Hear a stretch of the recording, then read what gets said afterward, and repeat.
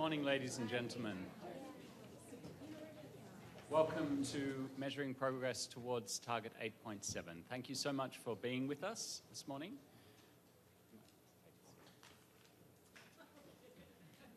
My name is James Cockayne. I'm the Director of the United Nations University Centre for Policy Research, and it's my great pleasure on behalf of UNU and ILO, although Michael will do the honours also in a moment, and Alliance 8.7 to welcome you here to our event today on measuring progress towards Target 8.7.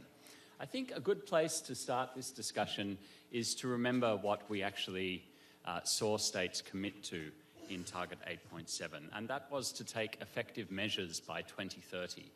I was looking back at that yesterday and I stopped on the word 2030, and I was thinking about something that Brent Wilson from Coca-Cola said at an Alliance event yesterday, that 2030 is in a sense Friday week.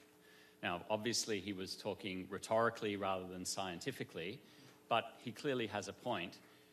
But then it made me think, well actually how long do we have? So in the spirit of today's event I measured it. We have 4,548 days until the end of 2030. That also got me thinking about something else I saw at yesterday's event, which was, if I can get the technology to work, this beautiful graph, which is taken from the stunning new engagement platform that the ILO has prepared as the Secretariat for Alliance 8.7. What is this graph? This graph is basically showing you where we were in 2016 in terms of the estimated number of people in modern slavery and forced labour, and where we would like to get to by 2030 under Target 8.7. And what I like particularly about that graph is that if you look really closely at 2030, there's a note of humility injected by ILO, because it doesn't quite get to zero. It's just a little bit above, because maybe it's a little bit too ambitious to get to zero. A little bit of realism. So this also got me thinking, because I was coming into the geek headspace that we're all going to be inhabiting today, what is that actually showing us? What is the slope of that line? What is the delta? What is the rate of progress we would need to see to actually get to zero by 2030? And the answer is obviously a fairly straightforward one. It's 40.3 million divided by 4,548 days. That means if we're going to track that line until the end of 2030, we would need to be releasing or preventing 8,861 people from being in modern slavery or forced labour every day. 8,861. That's a pretty big number. Are we anywhere near that number? Well, I think the honest answer is we do not know. What do I mean by that? Well, knowledge is sometimes defined as justified true belief. So we might believe that we're making that kind of progress, taking the effective measures needed to produce that kind of result. And that belief might even turn out to be true. But if it does, I would suggest that that would be because of luck, in a sense. We don't yet have the justification that that is a true belief in the traditional scientific sense. But that, ladies and gentlemen, is why we're all here, to begin to figure out how to justify in the scientific sense that belief and to equip decision makers with the justified true beliefs they need to make effective policy and programming choices in order to make that graph come to life. What do policymakers want to know? Well, often they're quite suspiciously and dangerously simple questions. Things like, how big is the problem? Any of you who were just at the Global Slavery Index discussion this morning know that that's at the heart of the work that Walk Free has been doing. Where is the problem? What works to address it? What works to prevent the problem in the first place? And crucially, what will it cost? Right now, I would say we can't give answers that are both robust and granular to any of those questions. But the great news is that we have a room this full at the end of the HLPF 2 weeks of people who are sufficiently committed to answering those questions and to answering them with technical expertise that we have the momentum to begin to be able to develop the answers to those questions. So it's really my great pleasure to welcome all of you here today. I know many of you have traveled a long way to be a part of the various meetings that are happening this week. We have a diverse array of speakers today from civil society, from government, from intergovernmental organizations, and from the other stakeholder communities around the world that will need to pull together to address this problem and bring this graph to life. I'd like to, in particular, thank Alliance 8.7, which is becoming a vehicle for this kind of collaborative change. And it will be our pleasure to give the floor shortly to the current chair of the Alliance, Ambassador Jeff Shaw of Australia. But finally, it falls to me to thank ILO, our partners in this exercise, and who've been so committed to bringing this graph to life, if I can put it that way, for so long. So, Michael, it's a pleasure to have you with us. I'll hand over to you now. Thank you, James. Thank you, all of you, on behalf of Beate Andres, the chief of the Fundamental Principles and Rights at Work from the ILO, who cannot be here with us today, but she really is supporting this whole collaboration and exercise under the Alliance 8.7, as we do support and believe in this graph. We do believe in this graph, otherwise we would not spend a few hours per day, per week, working on that. And I would say, I will be very brief, but for once, I was very pleased to see the title of this meeting. We all go to many meetings where the title is long. We don't understand what it means. Here, it's about measuring progress. I like it. That's why I put pink today. I want to be optimistic. Progress. Well, let's start by progress. I like it because by writing it, we assume that the world is making progress to eradicate child labor, forced labor, human trafficking, all the forms of modern slavery. And we also believe that the commitment of the international community and member states to implement the most efficient policies is real.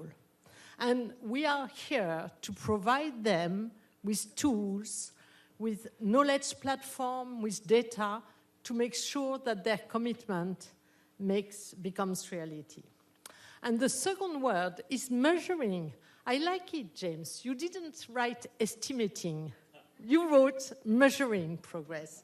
That means that we do believe that what was started more than 20 years ago on child labor measurement, where the first statistics on child labor started, can be expanded to to phenomena which are hard to measure, like human trafficking, forced labor, modern slavery. So we do believe that if, and when we look at the room today where we have all the expertise, if we really work together, we will be able to measure progress. So on behalf, and thank you, James, for putting all these people together, we wish that it will be a productive day. Thank you.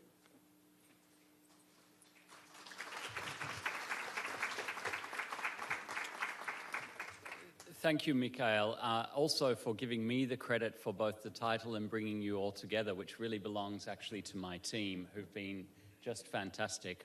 They're scattered around. Kelly, Maria, Alex, Julia, I don't know if you're in the room, but thank you so much for all the hard work to get everybody here. This is also only possible because we have the Alliance system that is providing a big tent canopy for everybody to collaborate on these issues. So it's my great pleasure now to introduce the chair of the Alliance, Dr. Jeffrey Shaw, Ambassador for People Smuggling and Human Trafficking of Australia. Jeff.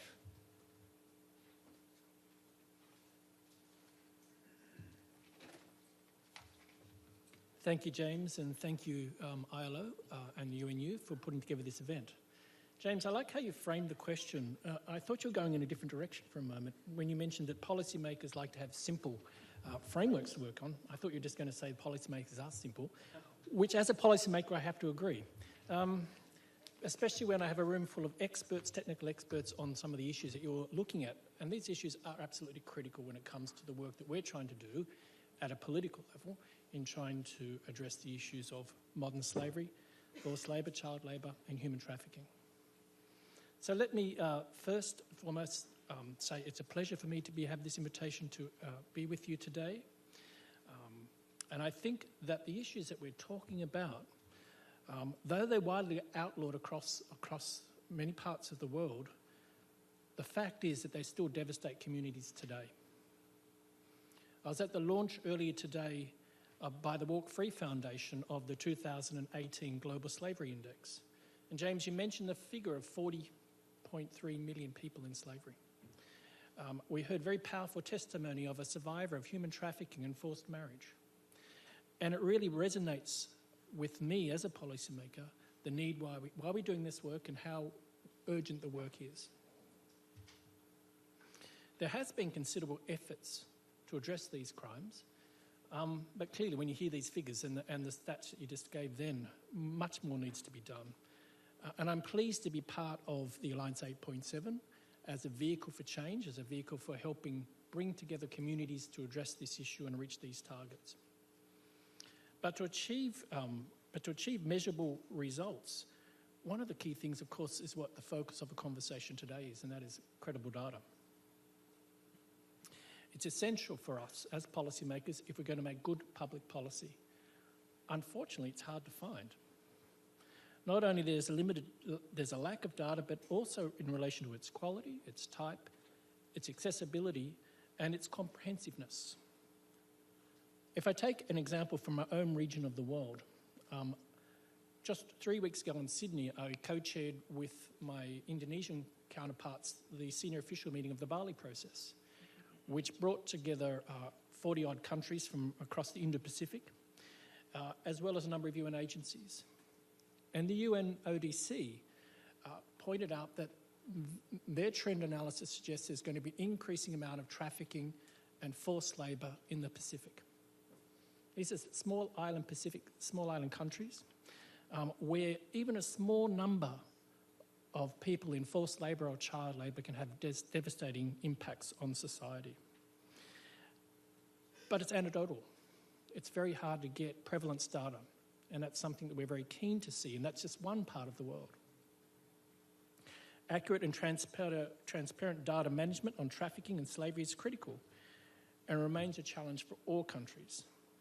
There could be a number of reasons for this, including things like low resourcing, inadequate data storage systems, underreporting, and my favourite, poor communication between agencies. What happens at a government level also happens across the UN level, so it's something that we all need to be working on. Few states publish data, and data that is collected by states or by non-state actors can be limited. Again, we heard an example at the launch earlier this morning. I think it was Burundi, which does a employment statistics on unemployment, and it's only once every 10 years. That's very difficult to have good data and make good policy if that's the case. To address these data challenges, we need to advance the scientific study of Target 8.7 issues. This can assess governments to develop and implement context-specific and evidence-based policies. This requires, of course, access to data and evidence, where generated data and analysis is absorbed and trusted by users. It requires collaborative research efforts, researchers engaging to build on the latest findings and methodologies. It requires the development of an infrastructure that supports the research to practice community and mobilises a policy research agenda and vision for collaborative action.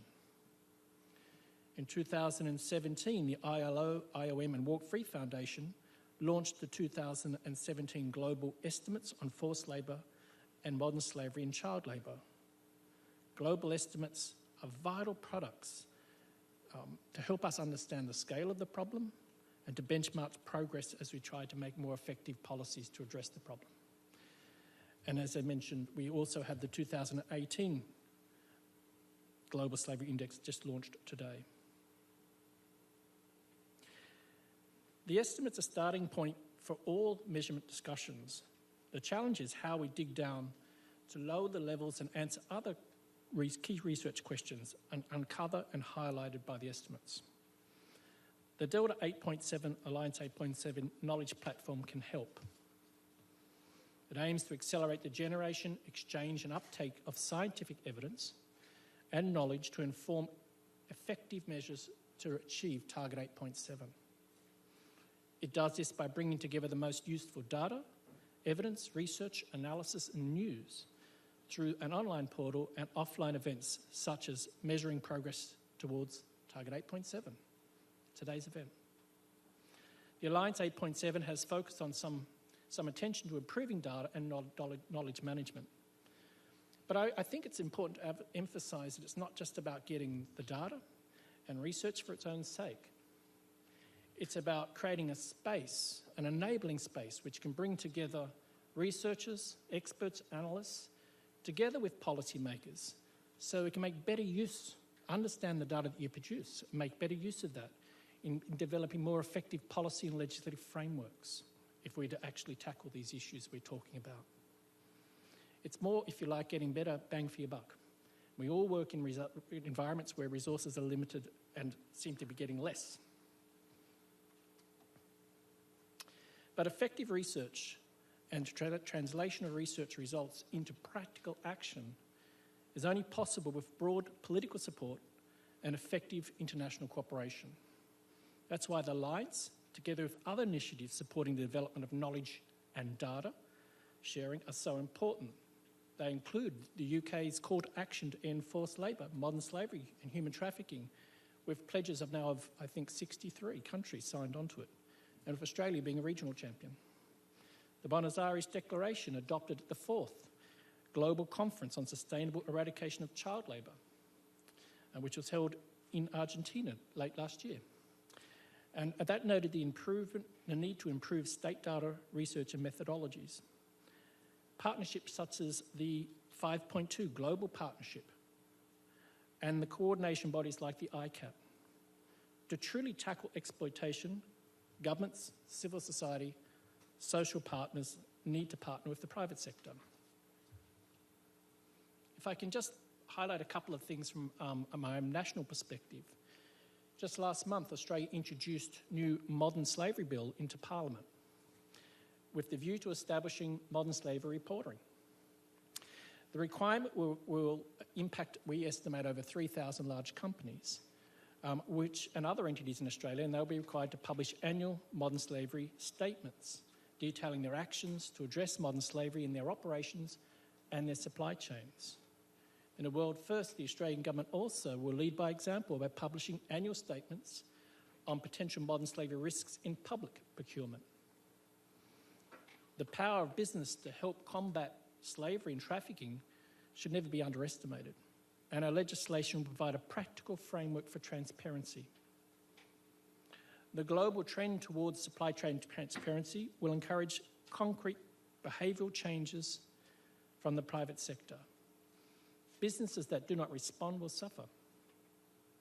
And while governments must be at front and centre addressing exploitation through effective policies and legislative frameworks, governments cannot tackle these issues alone. It's all about partnerships. But businesses, like governments, need access to reliable data, public data, and knowledge, not least to identify and manage salient risks in their value chains and to discharge their responsibilities to respect human rights. I think the Alliance, Delta 8.7 Alliance 8.7 Knowledge Platform has a role to play here down the track. The cooperation between governments and with business and the research community will be essential to ensuring we all steadily identifying effective measures called for by Target 8.7 and working towards them. At a regional level, Australia, together with Indonesia, co-chairs the Bali process I mentioned earlier, the Bali process. And last year, the Indonesian Foreign Minister and the Australian Foreign Minister launched the first regional government-to-business partnership to address modern slavery. Since the launch, businesses have developed a number of recommendations that will be presented at the ministerial conference coming up in Bali in the beginning of August. They're focused on areas of supply chain transparency, ethical recruitment, and safeguard and redress mechanisms for those who have been exploited. Let me conclude. I'd like to draw upon some of the take-home messages from the meeting that we co-chaired of the ILO yesterday, and I had the pleasure to moderate, and that was the high-level meeting on innovative initiatives achieving SDG target 8.7. If we are to be effective, the take-home messages I picked up were, firstly, we need an alliance of partners, and I think we all here can agree to that. We need to act now. Action is needed at the grassroots. It takes a commitment from all parties, and more work is needed to raise awareness of the issues and the need to act, and we need reliable data if we're going to make our actions effective and sustainable. Events like today are critical if we're going to achieve our shared goal. I'm pleased to represent Australia at this event and to reaffirm our commitment to work with you and partners under the Alliance. And I wish you all the very best in your discussions today. As a policymaker, I'm looking forward to getting the results of the discussions.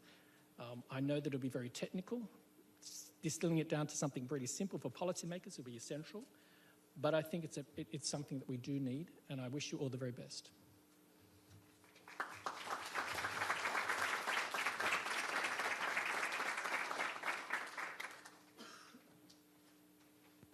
Thank you so much, Ambassador Short, for really helping us set the scene there. And I think what I took from your remarks is that there's an incredible array of efforts at the international and national level now seeking to help bring that graph that we were looking at earlier to life. What strikes me is that all of them will be stronger and more successful with a stronger evidence base, and arguably in some of those efforts, success will depend on having a strong evidence base. So I think without further ado, we will plunge now into the day's proceedings, which are precisely intended to help us all begin parsing that evidence base and understand what is being done and look at a number of innovations that are emerging from the bottom up around the world to strengthen that evidence base. So it's my pleasure to introduce you to the first panel, which will focus on national level measurement, estimates and analysis. We have speakers who I will introduce one by one from the ILO, from UNICEF, from previously the Home Office, now University of Nottingham, Bernard, also from the Regional Initiative in Latin America and the Caribbean on free of child labour, and from the Global Fund to End Modern Slavery. So we're going to begin, if I may, with Federico Blanco, who's senior statistician with the ILO's fundamentals area. And Federico is going to talk to us about the ILO's success in measuring child labour over the last 20 years, and indeed some of the challenges that still remain. So Federico, over to you. Thank you. Thank you. Good morning to everyone. It's a pleasure for me to be here. I'm going to be talking about 20 years of experience in child labor data collection because this experience is worth it to analyze and it's worth it to emulate. Data is one of the world's most valuable resources in the fight against child labor. In the last 2 decades, the world has seen a profound transformation in terms of the availability of data on child labor. Just to put it in context, the ILO has produced 5 global estimates on child labor in its history. The first one was produced for the year 2000, and it used only 29 national household surveys. The latest global estimate that we published by the year of 2016 used 105 countries' microdata, covering 70% of the world's child population between 5 to 17 years old. So this is a real significant transformation. Parallel to the exponential increase in child labor data, there has been a substantial reduction in child labor in the last 2 decades. We went from 246 million children in child labor in the year 2000 to 152 million children in child labor in 2016. This is a 38% decline. We are moving in the right direction. However, our projections indicate that if the current pace of child labor reduction maintains, by 2025, we will still have 121 million children in child labor. So we need to scale up our efforts, and we need to move much faster. There are critical points indicated in our global estimate of child labor. One is the increase in child labor in sub-Saharan Africa. I think that that's something that we all need to bear in mind. The second is that there has been a stagnation in the reduction of child labor for the younger and most vulnerable group of children from 5 to 11 years old. I want to believe that the correlation between data availability and child labor reduction is not spurious. Data has allowed the international community to gain a much deeper understanding of the reality of millions of working children, their specific work settings, the characteristics of the work they do, the industries, the occupations, the geographic distribution, the age groups. It has allowed us to put a face to the millions of working children today in the world. Equally important, data has allowed us to gain a richer understanding on why are children working and on the negative repercussions in terms of health, of education that child labor has. This improved understanding has been decisive for allocating resources,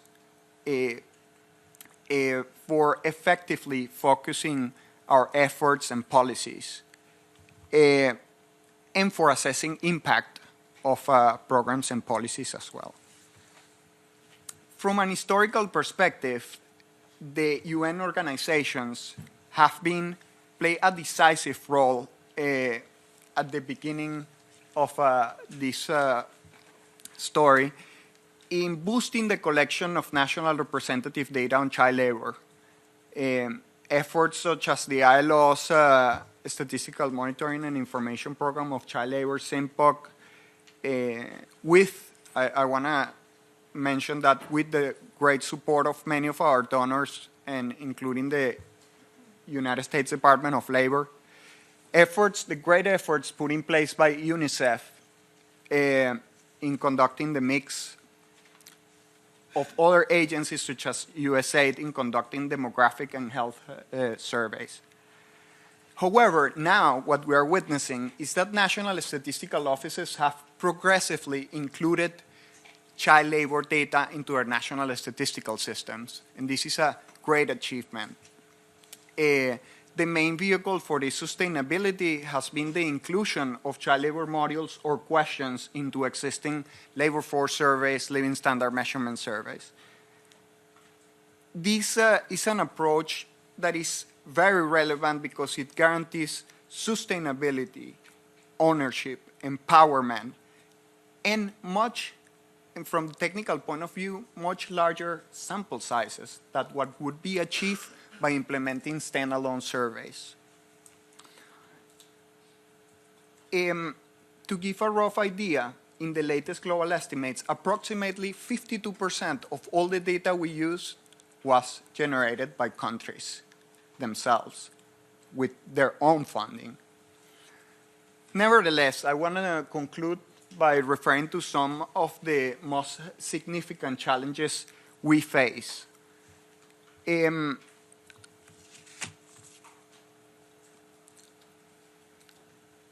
Of course, I cannot not mention the scarce inavailability of data on the worst forms of child labor other than hazardous work. The global community needs to scale up its efforts to measure commercial sexual exploitation of children, forced labor, illicit activities, and all the worst forms of child labor other than hazardous work. Other challenges remain to the scarce data in settings where armed conflict and natural disasters take place. One of the first things that stops flowing when this happens is data. So we need to scale our efforts in making sure that we are able to also put a face to child labor in these settings. And we need to make an effort, last, and with this I conclude, to try in our efforts working together with national statistical offices to cover populations which are usually or sometimes excluded from sampling frames, such as refugee populations, okay, in host countries.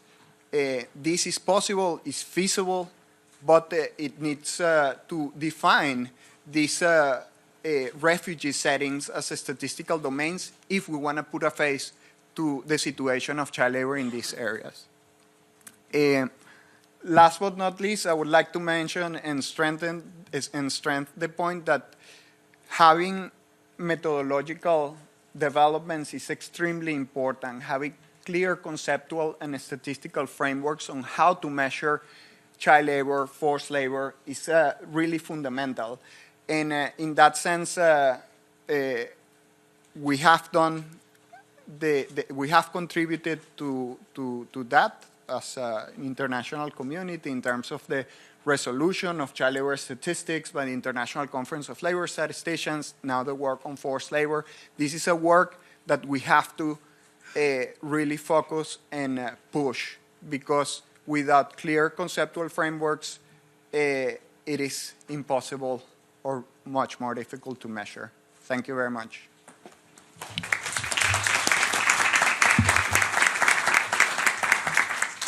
Thank you so much, Federico, for really setting a model for the day. You were right on time, very clear, extremely substantive, and you were very balanced, talking about both successes and challenges. That's greatly appreciated.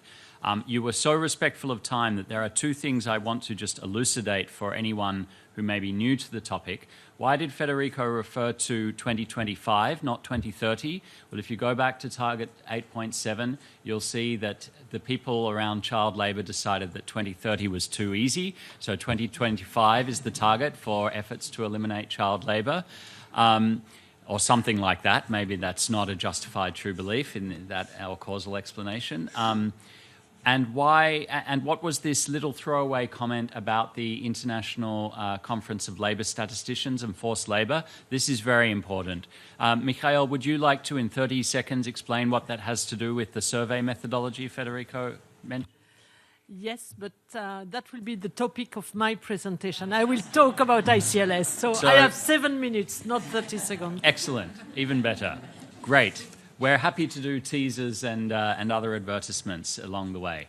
Let us keep on the topic of children for the moment, and we're going to come to Claudia Cappa, Dr. Claudia Cappa, who is the Senior Advisor for Statistics. Could we pass her the clicker, please? At UNICEF, the United Nations Children's Fund. And Claudia is going to talk to us about UNICEF's activities around country data, and in particular through use of multiple indicator cluster surveys. Over to you, Claudia.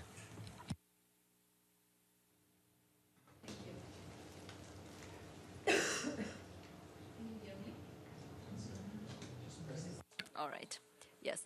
Thanks so much, James, and thanks to the organizer of this event for giving UNICEF the opportunity to participate in this important day. As James mentioned, I would like to give an overview of UNICEF activity when it comes to child labor, but this gives me a chance to talk about bigger issues. Obviously, I'm grateful for giving visibility to UNICEF work, but I would like to take these as a chance to talk about issues that Federico touched upon related to SDG monitoring, the role of international actors versus governments, issues related to sustainability, capacity building. All of that in 7 minutes. We are very precise. We are statisticians. So if only the PowerPoint would be on the screen.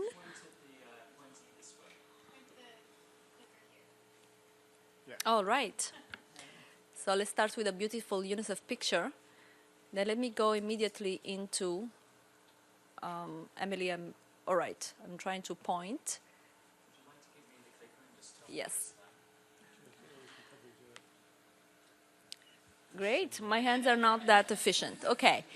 So UNICEF, we are responsible for 3 main types of data work related to child labor. First of all, data analysis and compilation. We maintain a global database that we share with ILO.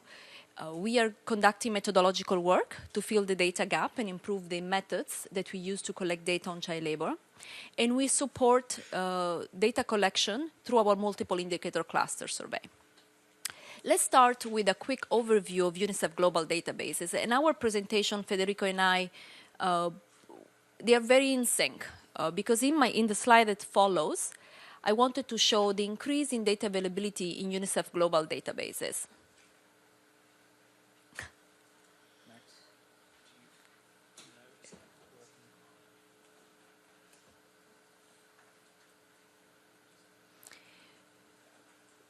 So in support of what Federico mentioned, we have witnessed an incredible increase in data availability when it comes to child labor statistics. So just in 2000, in UNICEF global databases that are based on a variety of sources, we collect information coming from labor survey, from mixed survey, DHS, etc. So it's a comprehensive database. In 2000, we were only able to report on 19 countries with comparable data on child labor. And this number now has exceeded 130. So we have indeed witnessed an increase in the number of countries that are able to provide statistics on child labor. And equally importantly, for most of these countries, we have multiple data points, which will allow us, obviously, to describe the trends that Federico mentioned. And clearly, you can see we are obviously not complete in terms of data coverage, but you also have many countries where the prevalence of child marriage of child labor is so low not to justify a national surveys, and small-scale studies are indeed available. Now, this is definitely an important progress, but there are still challenges that remain when it comes to methods and way in which we can collect data on child labor. So if we can go to the next slide. And this explains the type of methodological work that UNICEF is doing. Again, it's done not just by UNICEF, it's done by ILO in collaboration with us, by many others as well.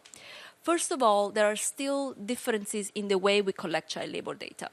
There are different that pertains in the operationalization of some of the concept. So in some cases, the tools remain different. Even between the mixed survey and the SIMPOC survey, sometimes we come up with very different estimate of child labor for the same country. Why? Because we use different definitions in some cases. Countries can follow their national legislation in the way in which they define child labor and measure it. But also sometimes the questions are simply different. And the smallest difference in question can have a huge impact on the prevalence of child labor. So with ILO, we are working towards harmonizing our data collection tools as co-custodian for the SDG indicator 8.7, because this is fundamental to be able to get closer in terms of estimating the prevalence of child labor. But there is also need to develop new data collection tools and methods, as Federico mentioned earlier, to capture populations that are left behind. The most difficult to reach population, the most sensitive topics and issues, we still have data gaps, and we need to be developing new data tools to capture this population. And then the other work that we are doing, and again, with ILO, we are working towards harmonizing the way in which we calculate global and regional numbers. Statisticians can become very petty on things like, coverage and weights and how we calculate things. So now we've been trying, we will continue to try to see if we can find the same approach, we can agree on the same approach to calculate regional and global estimates. Now, I would like to use the next couple of minutes to talk about UNICEF support to data collection through the multiple indicator cluster surveys. These are surveys that UNICEF launched in the mid-90s. Since then, so there has been 22 years of data collection in over 100 countries and close to 300 surveys that have been conducted, as you can see, all over the world, throughout obviously mostly low and middle income countries, going from countries as small as Sao Tome in size to countries as big as China in terms of populations. But these are not UNICEF surveys. And I would like to share the next slide, because these are UNICEF-supported surveys. These are nationally designed, nationally owned surveys. So UNICEF provides technical and financial assistance, but the decision of conducting the survey and who conduct the survey, these are national statistical offices and countries themselves. So we support, and the way in which we support, we develop tools for data collection, we test and validate, but also we provide capacity building opportunities for national statistical offices. But government ownership is key. It's fundamental. It's always been important for UNICEF. It's even more important now in the SDG era, where countries have really claimed ownership and responsibility in data collection, but also monitoring on the SDGs. And the type of support that we provide is on-site and off-site, so meaning we provide country-level support through our UNICEF country office and a network of experts, and also through a series of regional workshops, capacity-building workshops. They cover all the different elements of data collection, data analysis, data generation, and also equally important, data use. Because as statisticians, it is nothing that frustrates us the most than to know that after years of collecting data on a particular topic or through a survey, the data are not used.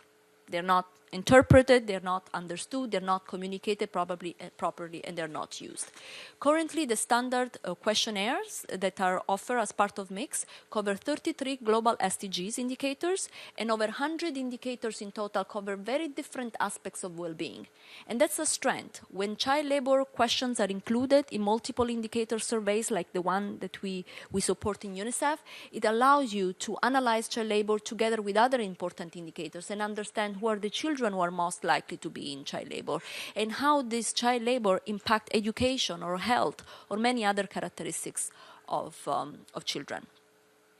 We have conducted 6 rounds of mixed survey. We are currently in the 6th round, which currently in progress. We have so far 50 surveys confirmed, and we expect to reach more than 70 surveys by 2021, when this current round of mixed survey will be completed. Now, this is my last slide. I want to raise a couple of points for discussion. So, as I mentioned, we need to promote harmonized and standardized tools for data collection. But also we have to do so in a very cost-effective way. The SDG, they are great, fantastic. We finally have a lot of goals, a lot of targets, but more than 230 indicators. Statistical office do not have the resources, the time, the capacity to be able to monitor every single one of the SDGs. So multiple indicator surveys that allow you to cover different topics by adding modules, they are a more sustainable approach as opposed to dedicated surveys on covering all the 230 indicators. The second point I want to raise is the role of governments and NSO vis-a-vis international agencies.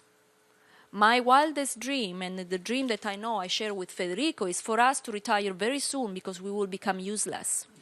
Meaning that countries will have enough capacity, enough resources, and a good tool to be able to generate the data themselves. International actors have to support the process, but government ownership and a leading role is essential, because ultimately this is about making progress. Data is a means, but this is done by government for their people. There is still obviously a need for capacity building, technical support.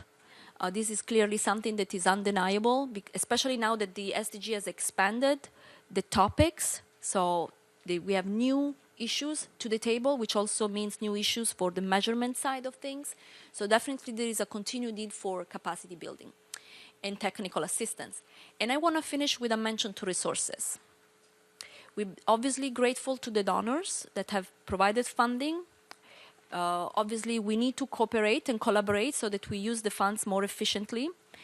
But it's also true that investing funds in data and nerdy stuff is not very sexy.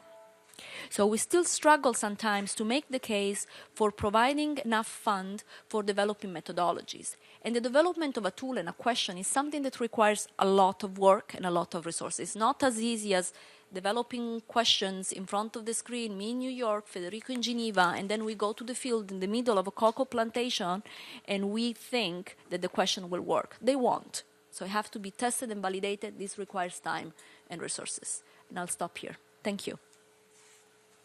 Thank you so much, Claudia. Again, extremely jam-packed with information and ideas and very helpful for the day's discussions. I'm going to come straight on now to Professor Sir Bernard Silverman, who's going to talk to us also about a certain approach to national level estimates, the multiple systems estimation approach, which he has helped pioneer, including during his time as Chief Scientific Advisor to the UK Home Office. So, Bernard, the floor is yours. Would you like to have a go with the clicker? No, I'd like you to do it, please. Thank you. Next slide, please. Actually, can you go back? This one I'm going to click. Yeah, go back once because you wrote that one. Yes. So that's my website, and some of the research I'm going to refer to in the paper, in the talk, is on that website. Next, please. So the next slide James wrote, always get your host into the presentation.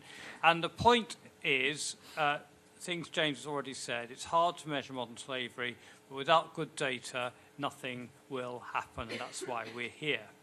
And so I'm going to talk briefly about the estimation we did to get the 10 to 13,000 figure in the UK for 2013. Next, please.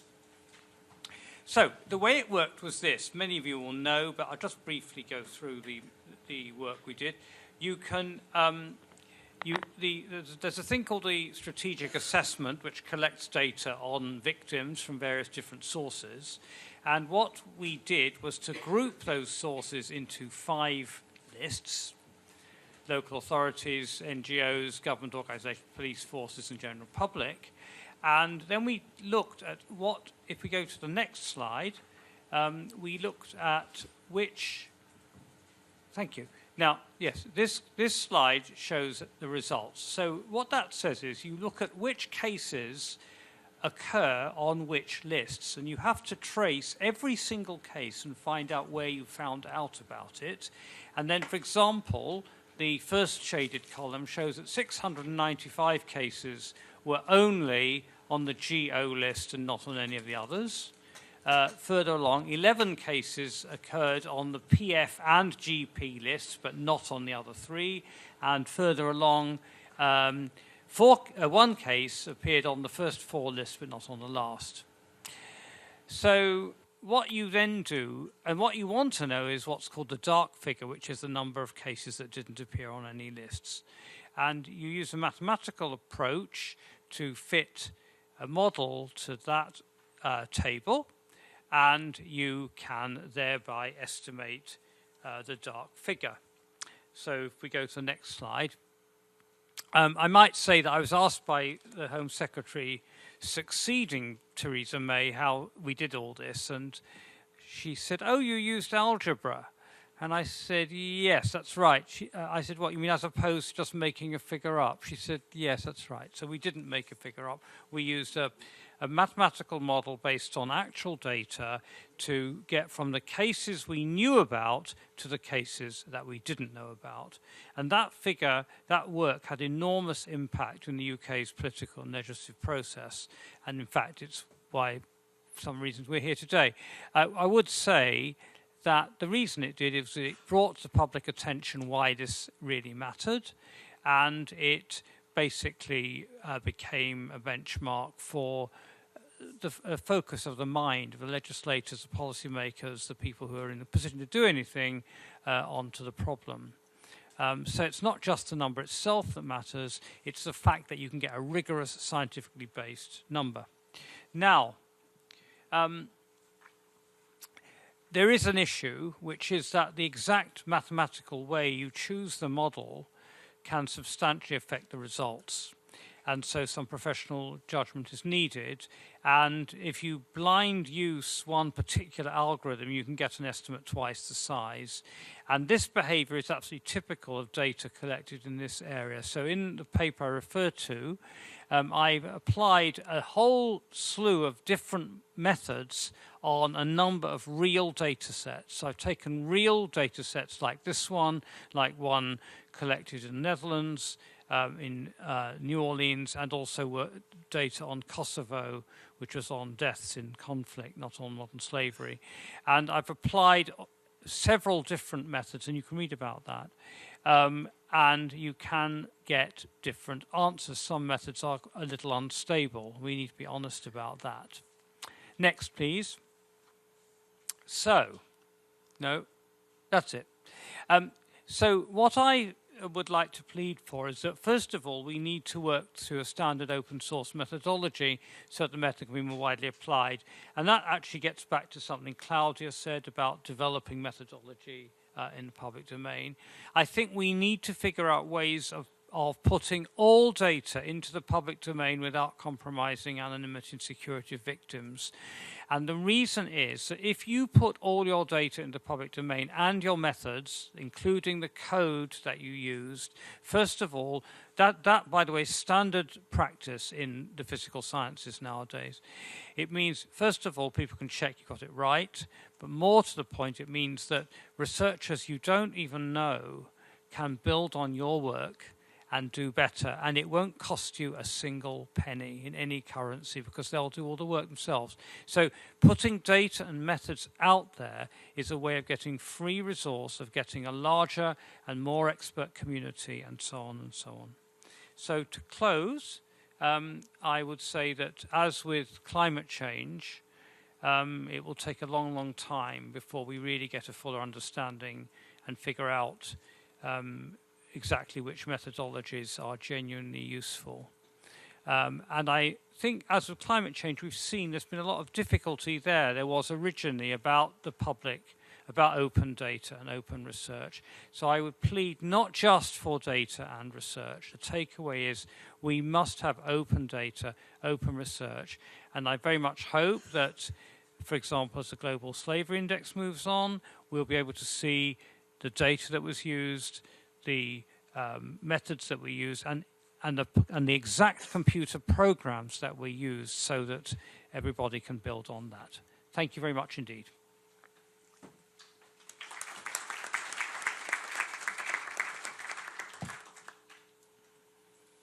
Thank you so much, Bernard, also for not only elucidating that rather complex approach in very clear terms, but also for those very helpful suggestions at the end, which I think go to exactly the question we're all grappling with: how do we build a community of science around these problems?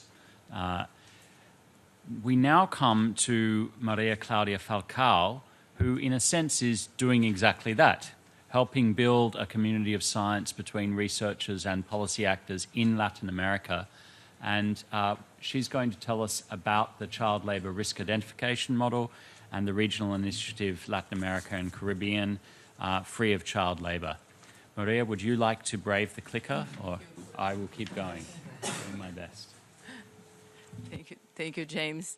It is a great pleasure to be here today. I also would like to thank the organizer for this opportunity. And as James said, I'm going to talk about the child labor risk identification model that was developed in the context of the Latin America, the regional initiative Latin America and the Caribbean free of child labor. You can turn. Latin America and the Caribbean region has withdrawn from child labor more than 9 million children and adolescents in the last 20 years, according to the ILO global estimates. Although all the efforts, the region has not achieved a goal established that foreseeing the elimination of the worst forms of child labor in 2016. And if we keep the same pace of reduction, as you can see in the gray area of the slide, we will only be able to eliminate child labor in 2040. So we need to accelerate in order to achieve the 8.7 goal. Having said that, in order to promote this acceleration, the Latin America and the Caribbean countries composed in 2014 the Regional Initiative Latin America and the Caribbean Free of Child Labor. 28 of the 33 countries of the region make part of it. You can turn this slide, I forgot to. Make your computer easier to use.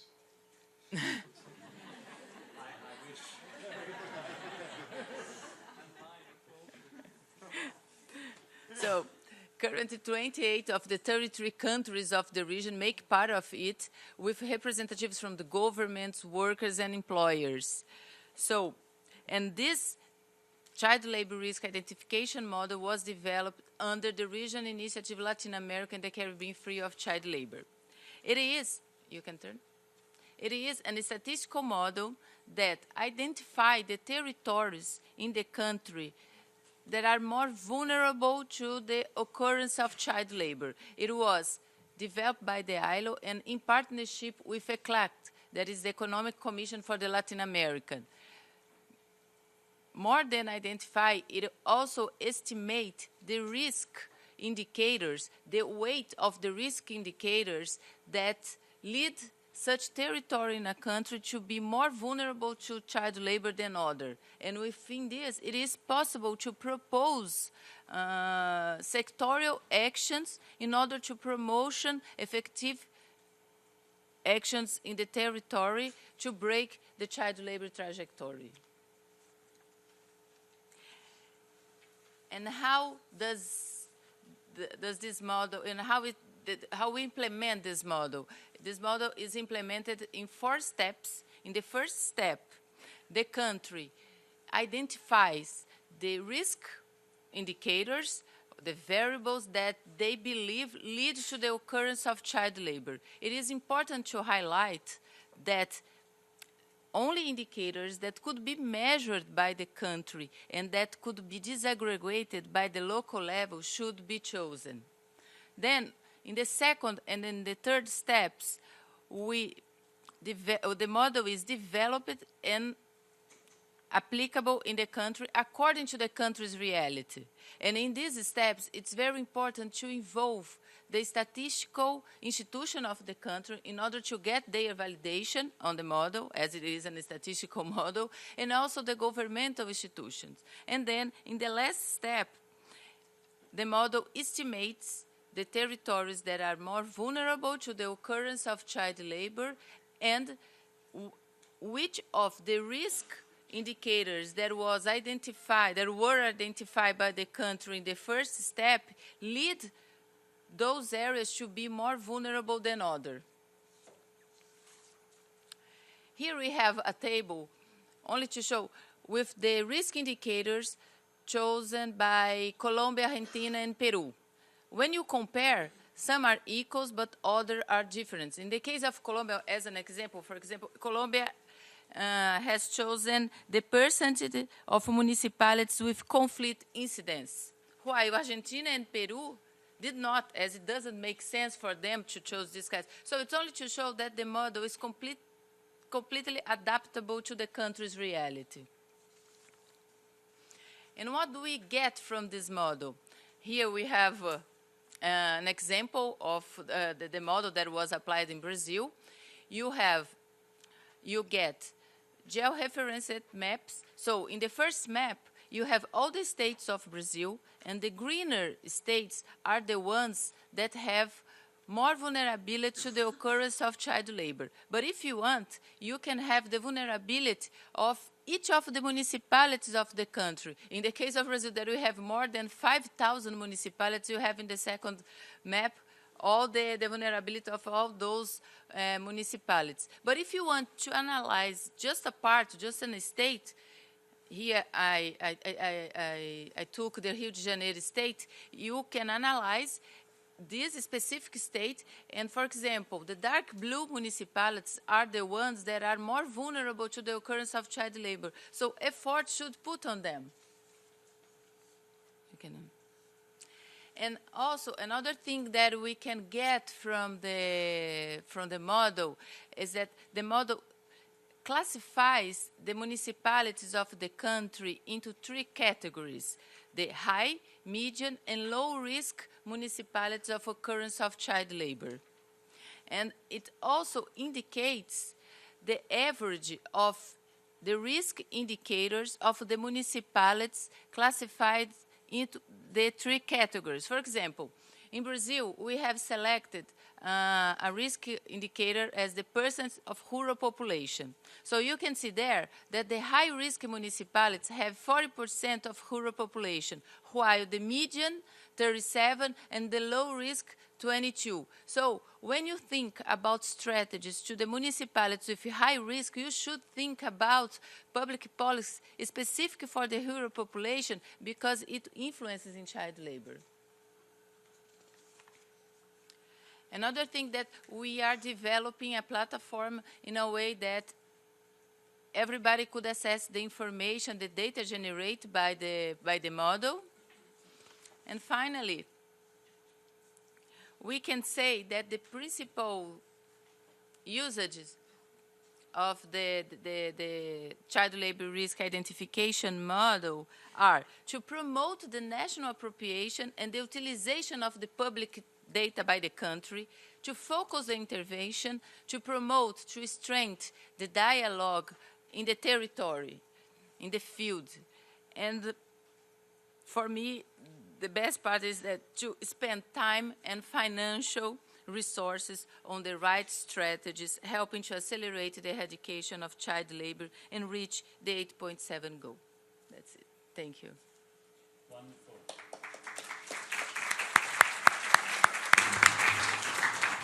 Thank you, Maria Claudia. Some of you may be wondering why we have chosen, in the way we've organized the day, to put the different forms of exploitation together, and we're not treating them each separately.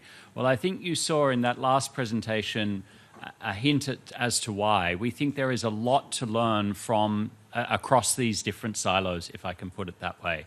I think any of us who are working in this area, and particularly policymakers, will recognize, Maria Claudia, the value of what you've achieved.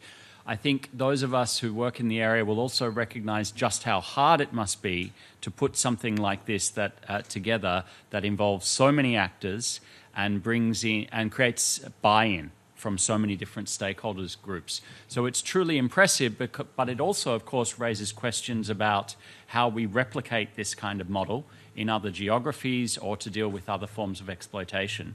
It raises fundamental cost questions.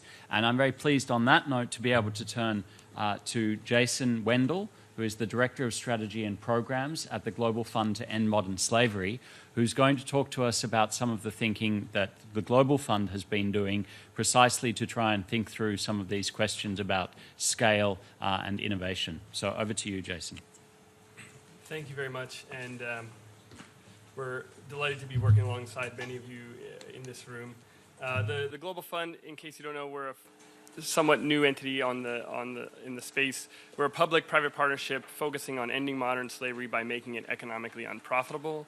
We're working to raise resources, engage government and the private sector, fund transformative programs and technologies, and conduct research to ensure a robust understanding of impact. For us, a critical priority and a critical function is research and development. And we've focused a lot of efforts around generating bottom-up prevalence estimates for specific sectors of slavery. So these could be industries or types of trafficking in specific geographies. So when we think about how do we measure our progress, we're talking about things like commercial sexual exploitation of children in the state of Maharashtra, or forced labor in the apparel sector in Vietnam. These narrow intersections of geography and sector are very important for us because it helps us to target interventions. And as we all know, modern slavery is not monolithic, both in its measurement and in the forms and what needs to be done to intervene. Secondly, this narrow approach or very highly specific approach to measuring prevalence helps us to motivate the key actors that are in the space. So that might be private sector when you're talking about the prevalence of forced labor in an industry. It might be the government. without having concrete data for a specific sector in a specific place and time, it's much harder to bring the people together and build the momentum that we need. And then lastly, of course, it does help us to measure progress, to find out, are we really having an impact on the forms of slavery that we're intervening in. So I'll note that I'm not going to talk about causality in this talk. That's another question. At this point, we're still trying to understand how do we effectively measure the dependent variable in the equation, which is often very easy in other sectors, but in this space, as has been mentioned, we're talking about trying to get data on those who have been left behind.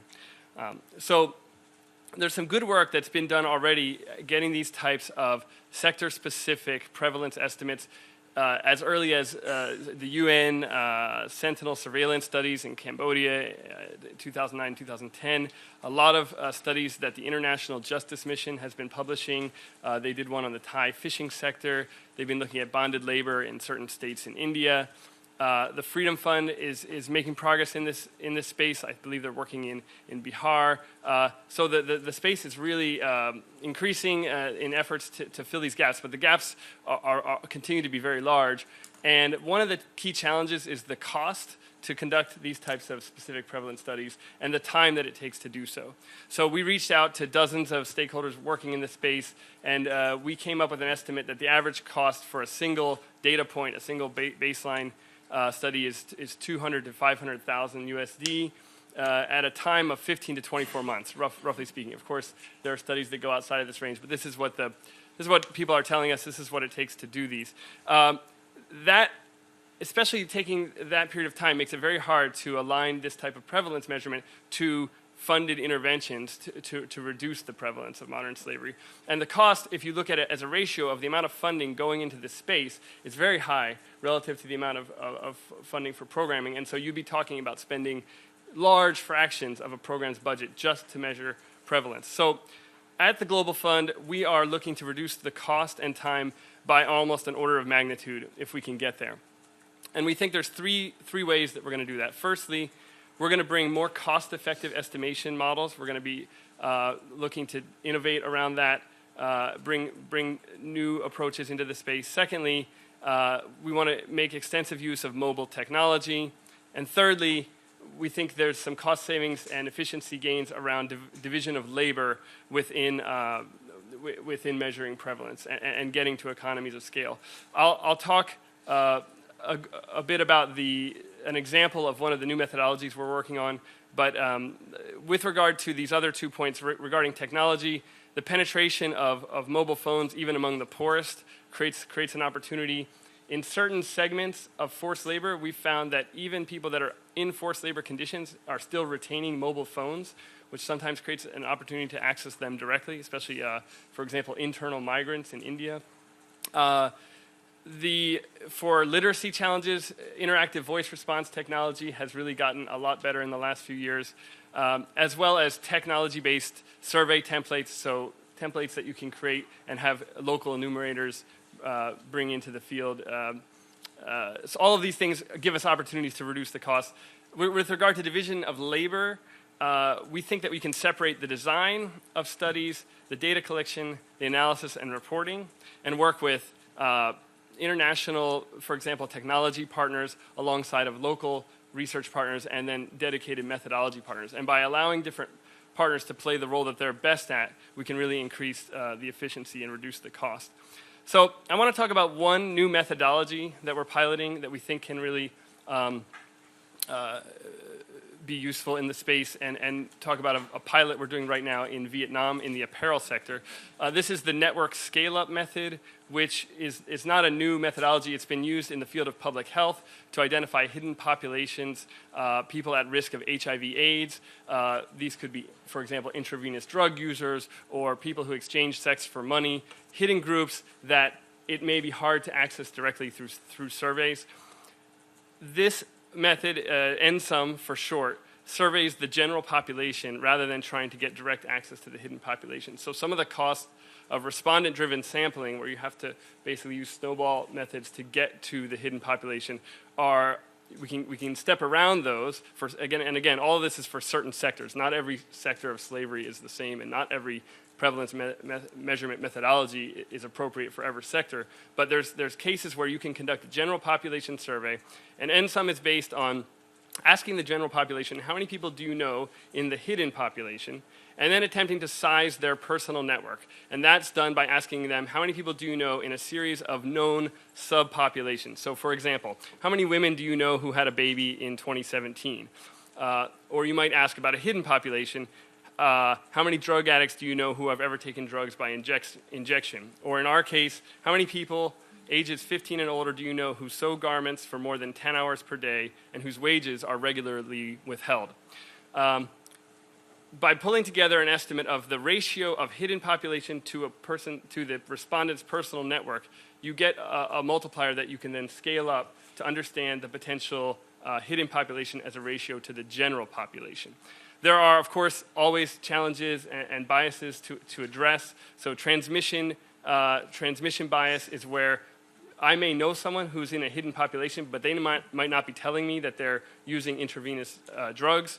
And there's also the barrier effect, where I may not have the ability to access members of a hidden population.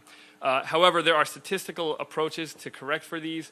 There's Bayesian modeling that you can do to basically say what's the likelihood that you're underestimating based on the condition that you have a certain attitude about the subgroup. All of this requires a lot of testing, and we're still in very early phases. We're consulting with many of you in this room. We're consulting with local stakeholders to help develop surveys that are appropriate for the context.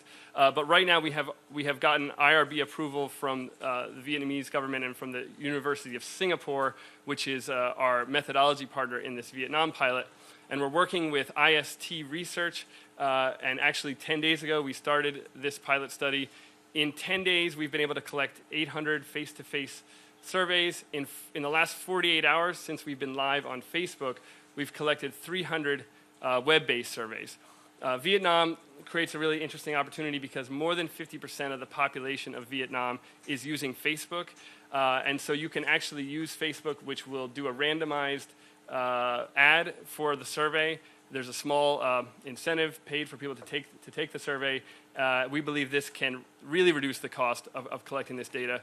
And we've been very excited by the initial results. As I said, we're still learning about this. We're still thinking. We're still talking to many of you.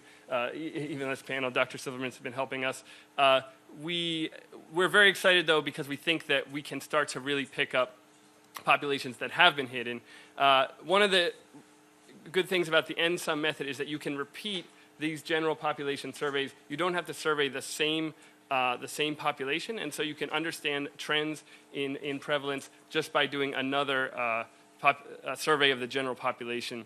And the more you do it, the better your statistical corrections get. The total cost for this pilot is going to be about $90,000 to $95,000. So we are USD. So we are getting the cost down. It's not all the way where we want it, but we're excited about where it's heading. Going forward, as I mentioned, there's no single methodology that we think is going to be appropriate for every type of human trafficking. So we're going to be developing a menu of options. This is going to include traditional methods like respondent-driven sampling, and we'll need to understand, depending on which sector we're working in, what's the right option. And then, as I hinted at, measuring prevalence is really just part of the whole picture. We also need to talk about things like attribution, causality, and looking at the counterfactual. There's a separate unit or a separate kind of initiative within the fund to address that side of things. And lastly, we need to talk about return on investment, which is what is the bang for the buck in terms of how much prevalence reduction are we getting for the dollar spent. But we're happy to see where things are headed, and looking forward to talking to many of you more about other ways to do things. Terrific. Thank you so much, Jason.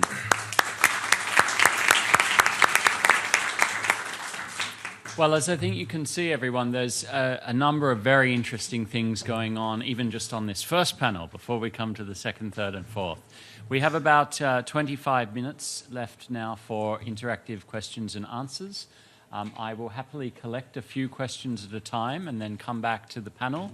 I see Aidan was in very early.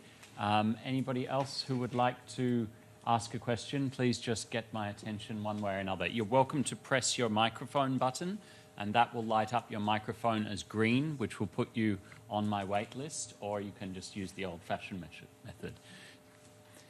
So why don't we start, I'll start over here, ma'am, with you, and then I had Aidan, Christina, and Charita. If you could just introduce yourself, just press the button and it should go red. Hi.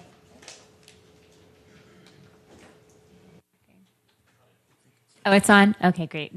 My name is Julie Short-Echelar. I'm with the State Department's Office to Monitor and Combat Trafficking in Persons. And I was interested in Federico's comment about the increase in child labor in sub-Saharan Africa. And I was curious what you attribute to this trend that you're witnessing, and just perhaps a brief overview of some of the data that you're finding in that area. Aidan? Yeah, I was struck by Jason's comment there about the proportion or the ratio of monitoring, data gathering compared to the actual spend on anti-slavery programming, which he addressed as a technical issue, but it struck me actually that this is an ethical issue, which I'm not sure that we're properly considering as an ethical issue, because if we're spending such a large proportion of our funds on monitoring what's going on without actually addressing what's going on, that's ethically problematic in the grand scheme of things. And also then, we seem to be not testing a lot of the assumptions upon which we are doing a lot of the programming and the research. So, for example, we're presuming that this is a rational challenge, that people just want to end slavery in their supply chains or in their countries, without taking into account things like the caste system, which encourages people to abuse other people of different castes, which is not going to be conducive to any rational approach towards addressing the issue. And I'm interested in how we're going to properly gather data on that in order to understand the systems and processes that need to be put in place to address it, and in order to put hard questions to governments who have been failing to address those issues. Thank you, Aidan. Christina?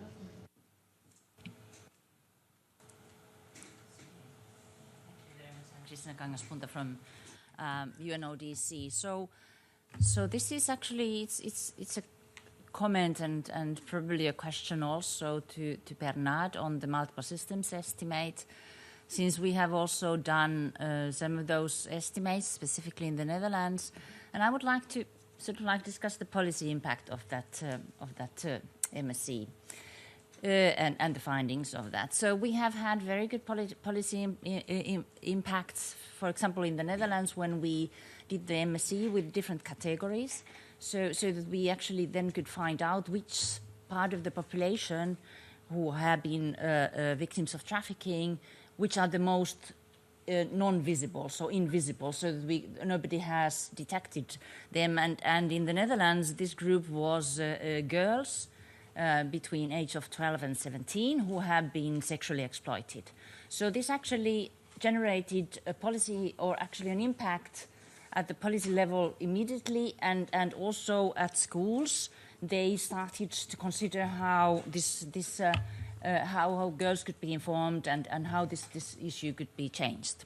So this was a positive policy implication. So then I was also promoting this methodology with the European Union meeting, and to which I didn't really expect, there were some countries who were very, very concerned and said that they actually do not want to do this MSC because actually they do not want to know how many non-identified victims there are, because they don't know what to do with them. So I think we need to really consider that there is. It's not only that we do all these wonderful things, and then we immediately think that this has a positive policy implication. Probably that, it should be, but if the countries are not ready to work with us, and if they are not ready to know then this is another issue which I think we have not really discussed very much. So I don't know if you have any comments on that. Thank you. Thank you, Christina. Take Dr. Churita Castro. Press the button at the base. Thank you all. Thank you for the panel. I think you set a really good scene setter for the rest of the day and about national statistics. So I have two comments and then a question. And I think that there's a lot of discussion about national level statistics. And I think one comment that I just want to put out there is that we talk a lot about prevalence studies and probability and representative studies. And I think those are very important to measure change at the national level and whether it's at our area of program intervention. But I also want to make sure that we don't lose sight of the importance of non-probability studies to be able to get the type of information we need where the populations are when we need to set up programs immediately. And I think that, you know, when we talk about these new I'm sort of a purist, so that's out there, but I'm also open, you know, to new types of measurement. And I think that when we're talking about data, when we're talking about program intervention, prevalence is talked about quite a bit, and I hope we can explore, and we're happy to share our experience at the Department of Labor, how we've done this, looking at baseline and endline surveys for areas of program intervention. And then the other question I have for folks is when you're working with governments, I think sometimes governments themselves may not know about the vast amount of data that they have. So, for example, when we're talking about garment sectors in Vietnam, you know, the Vietnam garment sector, they have done a national child labor survey. And I know that Federico will have a lot to share about this when I make this comment, about looking at very detailed occupational and industry codes, because there is data at that level about garments and how you can build on the government's data to do further studies. So I think this is more of a question for you, Jason, as you're working like with the government of Vietnam. Have you been engaging with them and using their own data to build, to collect other types of data? Thank you. Great, thank you, Churita. So we have several different questions covering pretty much the whole panel. I think we'll start with you, Federico, for the first question, and anything else you want to chime in on, and then we'll just come down the panel. We have about 10 minutes. Not each, I should emphasize. Going to the question on the trends in sub-Saharan Africa, I think that, first of all, we have to understand that these trends inscribed in a certain context. And in the context of sub-Saharan Africa, what we are witnessing is a demographic expansion, which has put a lot of pressure on public services. According to the World Bank figures, this is the only region of the world where absolute poverty is increasing, and that has a strong effect, of course, in child labor. But also, we have to reflect about what is that gives rise to child labor, what are the root causes of child labor, and what is the situation in certain regions regarding social protection, labor inspection and labor administration, child labor monitoring systems. What is the structure of the labor force in some of the countries that we're working with? What is the state of freedom of association and collective bargaining, of unionization? Are there cooperatives that give the potential to workers to gain voice and to express themselves and be in a better position to negotiate? When it comes to education, we know that there has been incredible achievements in terms of universal primary education, but what about secondary education? Okay, so to go back to your question, I think that in sub-Saharan Africa, what we have been witnessing since the beginning of the publication of the global estimates, yes, it's trends that go up and down, but the level, when you analyze the level has been always above 20%. So there is a lot of stagnation, and I think that stagnation is or can be explained through all these fundamental root causes of child labor and the situation in the field. Regarding the question of charity and non-probabilistic studies, I think that yes, I think that that's something that was invisible to this panel, and probably because we are all statisticians, but I think that there is great potential in rapid assessment, in mixed methods studies to understand the real dynamics of a certain phenomenon. And I think that through many of these rapid assessments, we gain complementary understanding and sometimes deeper knowledge than what we would get through some large-scale probabilistic surveys. So we support very much this type of studies. I think that I stop there. Yes, also a comment in support of what mentioned by Charita. I think definitely we need to use a combination of different sources and type of data. So when we are thinking about monitoring the prevalence of child labor, achieving the SDG target, we are obviously talking about prevalence estimates. But these are not meant to answer all the questions. They are good to tell you how much and how big, for instance, surveys, but definitely not at explaining why certain things happen. And ultimately, the SDGs are not about monitoring. They're about achieving. They're about making progress. So as we monitor the progress, we still have to collect the information that will allow us to understand why certain things happen. But also, and this is the last comment in relation to what you said about the availability of data, it is indeed true. In some cases, we have already a lot of data, but these data are not used.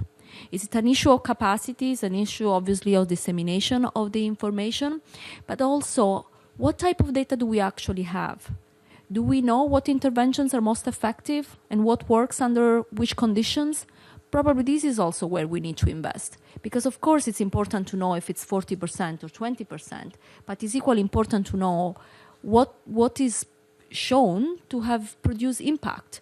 So I think it's not one source versus another. It's how can we use the different sources for the purpose they're meant to be used for. Thank you. Thanks, Claudia, and also for that teaser for our panel after lunch on measuring project impact. Bernard. Well, I'll first of all address Christina's question. On the Netherlands, it would be quite good if the segmented data were made publicly available, and that's an example of where more open data would be helpful, because I wanted to look in more detail at segmented data, and I wasn't able to because it wasn't there. So I think that, I'm really glad that segmented data was used in the Netherlands, but I would urge that some way should be found of making the data more publicly available so that other people can look at it methodologically.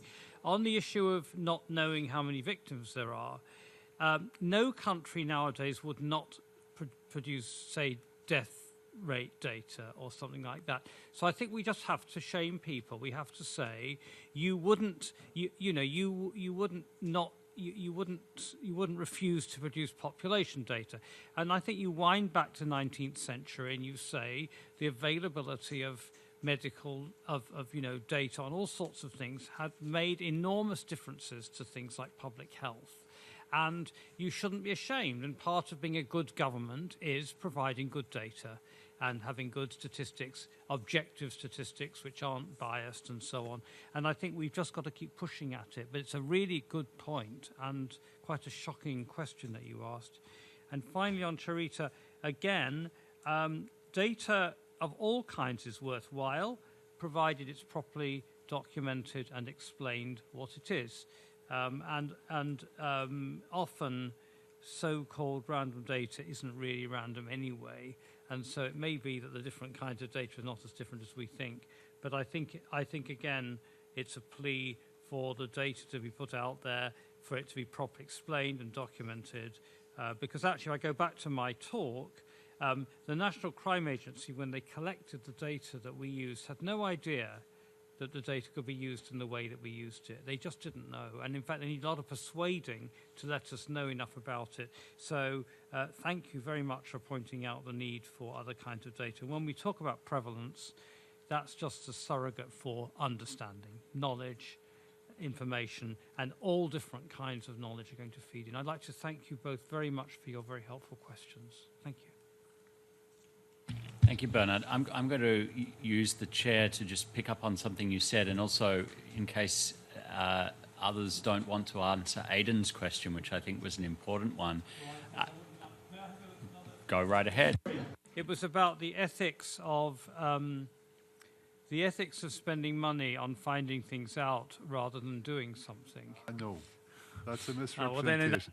It was about the proportionality of spend on monitoring as opposed to actually doing something. That's what it was about. Yeah, that's just a subtle way of saying the same thing. No, it's not quite. Because anyway, you've answered the point correctly with your previous answer, but this is a different sort of...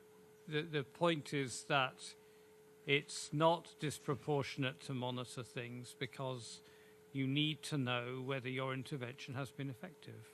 But Aidan also raised a point about the politics of these interventions, and I think what I wanted to pick up on what you said, Bernard, was that no country would these days refuse to collect, say, general death rate data.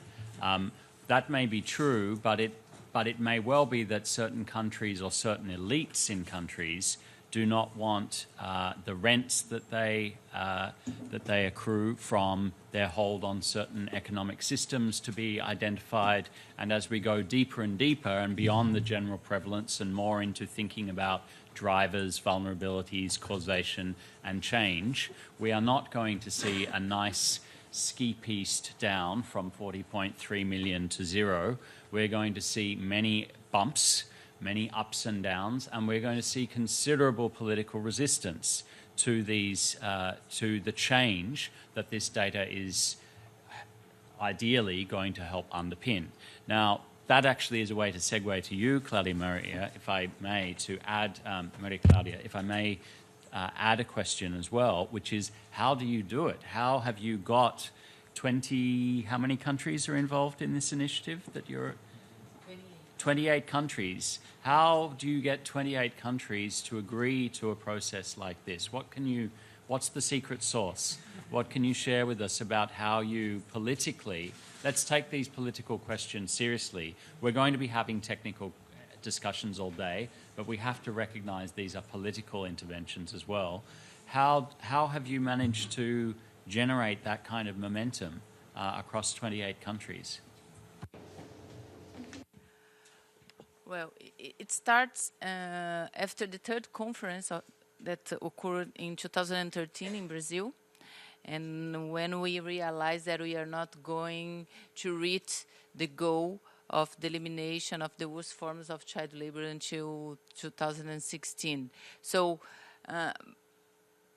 we called all the Latin American countries because they have a similar reality in terms of child labor. And I think that the most important thing that we have the accomplishment of the political level, but also of the technical level. So we work together.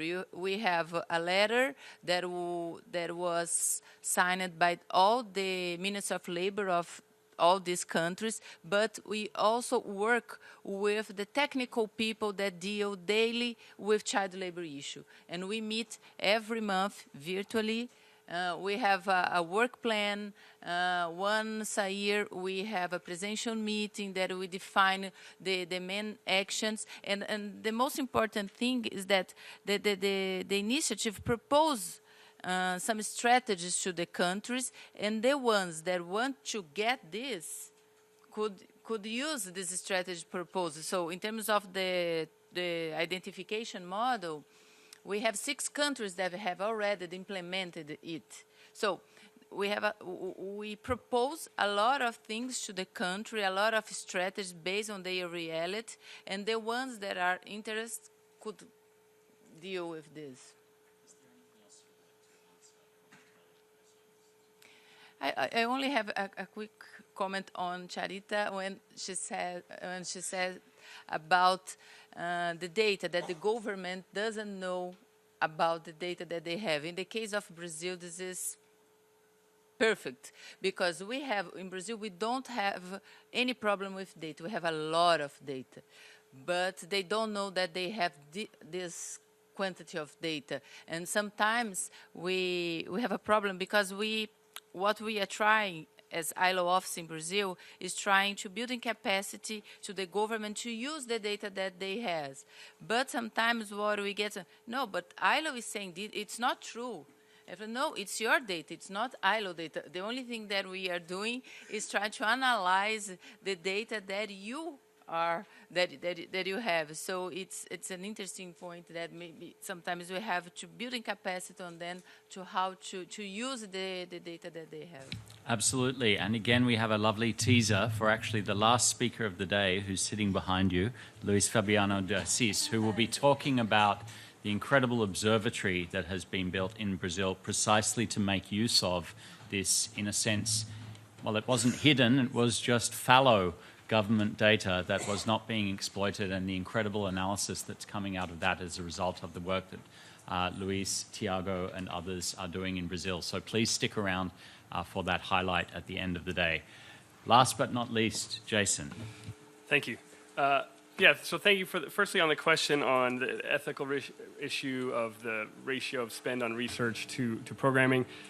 I think we'd all agree that if we spent all our money on programming and we had no idea what we're doing, that wouldn't be ethical. And if we spent all the money on research, that would also not be ethical. So there's some kind of place in between those two extremes that's appropriate. I think from our point of view, we acknowledge that it is ethically questionable if you're putting huge chunks of a program into just the monitoring side of it, and that's a further motivation for why we think we have to try to find ways to reduce the costs.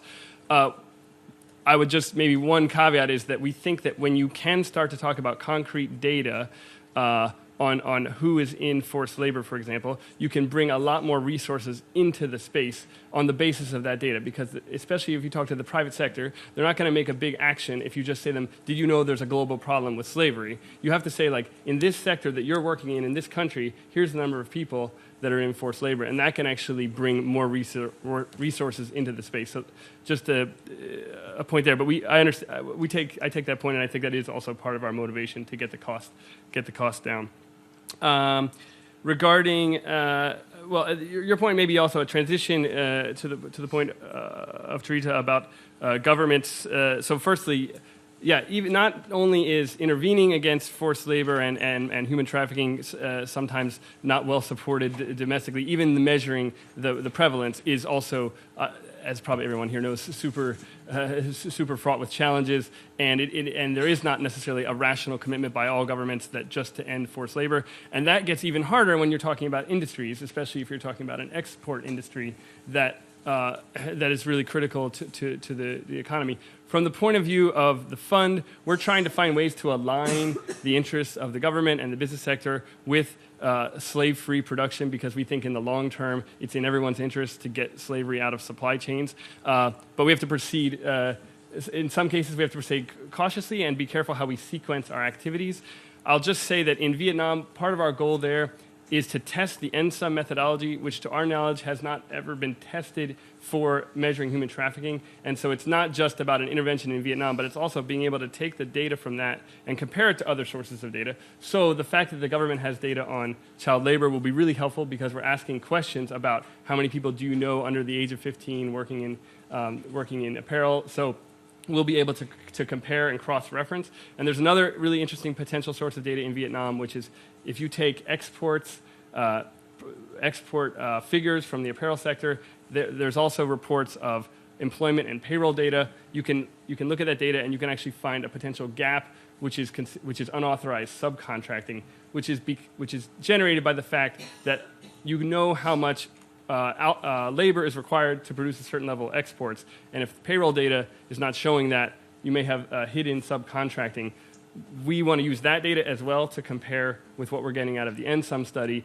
And that data might be very motivating for the government because we could come to them and say, look at the tax revenue that you're losing because of these unauthorized subcontracting. So your point's very good, and it's something we have to do. And like I said, we're in early stages, and thinking about the sequencing is something that we take seriously.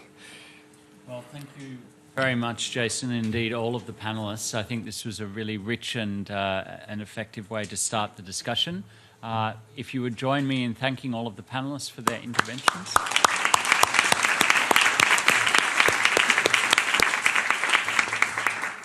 And we're going to now move up, in a sense, from the national level to global data and evidence. We'll come straight on to our second panel, who are nearly all in place. There is a free seat for you, Jackie, just up the front here.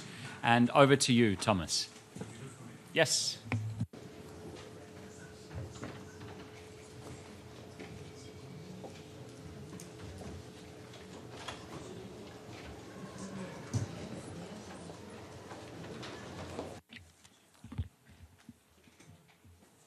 So thank you very much, James, and thanks for the Center of Policy Research of the UNU for having taken the idea and the initiative for this symposium that I think is very important to help us all better understand how we can make the best use of measurement and data towards the achievement of Target 8.7.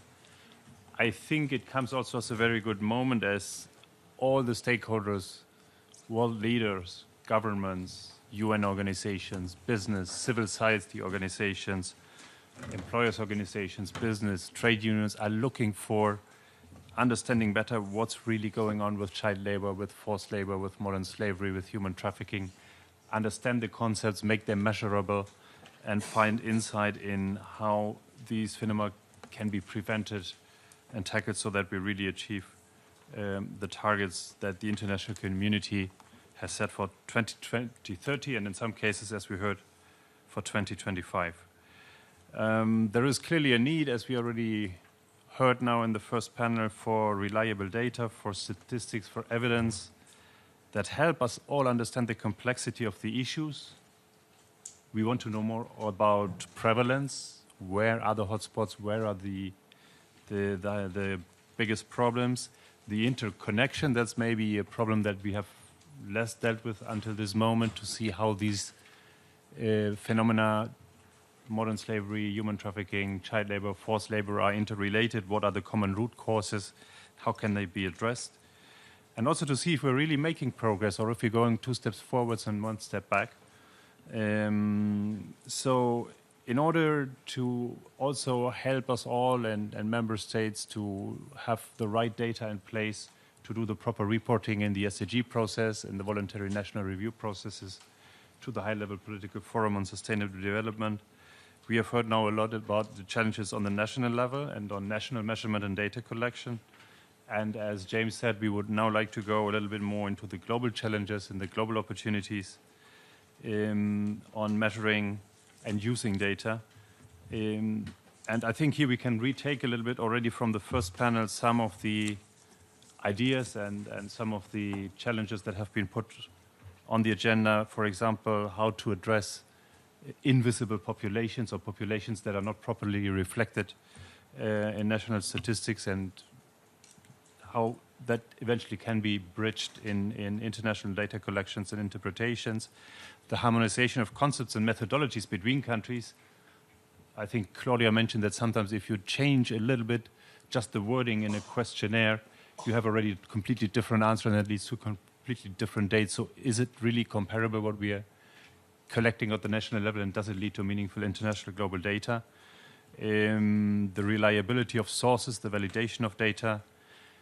We heard from Jason and from some others the challenge about bringing the costs down in order to really have financial sustainability behind these efforts. I've seen this in my own work in Mexico, where a lot of money was spent into national statistics and in questionnaires on child labor, but this also needs to be translated then into policies. And maybe we can think about a little bit also on how can we make better use of new technologies in order to address all these challenges. So I'm just laying out a little bit a menu of options for all of the panelists to address. You have already prepared presentations, so I won't prescribe anything in that sense, but just feedback from the first panel, so you can also take from there and feel free to answer that. I'm happy to introduce to you now, as the first speaker on this panel, Mr. Harry Cook. Harry Cook is the Data Management and Research Specialist of the International Organization for Migration at IOM headquarters in Geneva. And he's also the IOM's primary reference point for data on human trafficking and migrants in vulnerable situations. You have all the CVs in the folder, so I won't go through the bios in detail. But welcome, Harry, and Harry will talk to us a little bit about the counter-trafficking data collaboration, about standards of data and capacity building in terms of how to handle and manage data in these issues. Welcome, Harry. You have the floor. 7 minutes, as 7 minutes. always, and then we get back, as in the previous panel, into questions and answers with the audience. Thank you. So, good morning, everyone. Today I'm going to talk to you about a couple of things. The origins of a project that speaks a little bit to Bernard's point about open data, Teresa's point as well, because it is not about prevalence, and also Aidan's, because it is actually pretty cost-effective using data that organizations are already collecting. Next slide, please. So this is a project that we started with the support of US Office to Monitor and Combat Trafficking in Persons, designed to address the human trafficking information gap, which is, of course, why we're all here today. So, you know, we all understand that there is a huge gap. There are, you know, no data available. But I think, speaking to Bernard's point, you know, that's not quite true. There are actually quite a lot of data sources around in the world held by different organizations. Of course, the databases are all disconnected and scattered. And where those data exist, there are huge obstacles or challenges towards using that data. So this obviously touches on data privacy, the need for anonymity, the fact that organizations have completely different definitions, conflicting values, different formatting, and the lack of technical resources to actually get the data out to the outside world. So we have been working together with Polaris, also now with Liberty Asia and some other organizations that do collect victim data through their direct assistance operations to actually get this data out to the outside world. So we've now used some mathematical anonymization techniques. We've aligned all of our data sets together. Next slide, please. Harmonized all of the different data that we have into a single interoperable set of data. Mathematically anonymized so that you can't identify a single individual within the data set. You can't query it and return fewer than 10 cases, which is actually a very cost-effective way of doing this. And between the three organizations, we have a total data set of about 80,000 records. Just to put that into perspective, if we're looking at the global estimate of modern slavery, or the GSI, that's about the same. I mean, if we're thinking about 4.5 people per 1,000, it's about the same as speaking to every victim of trafficking in the state of New York, or in a country like the Netherlands, for example. Next slide, please. Sorry, next slide. The type of information that we have through these through this data, pretty specific data points on the experiences of victims, how they've entered the process, what kind of sectors they've ended up being exploited in, the type of locations that they have passed through, and so on. Next slide, please.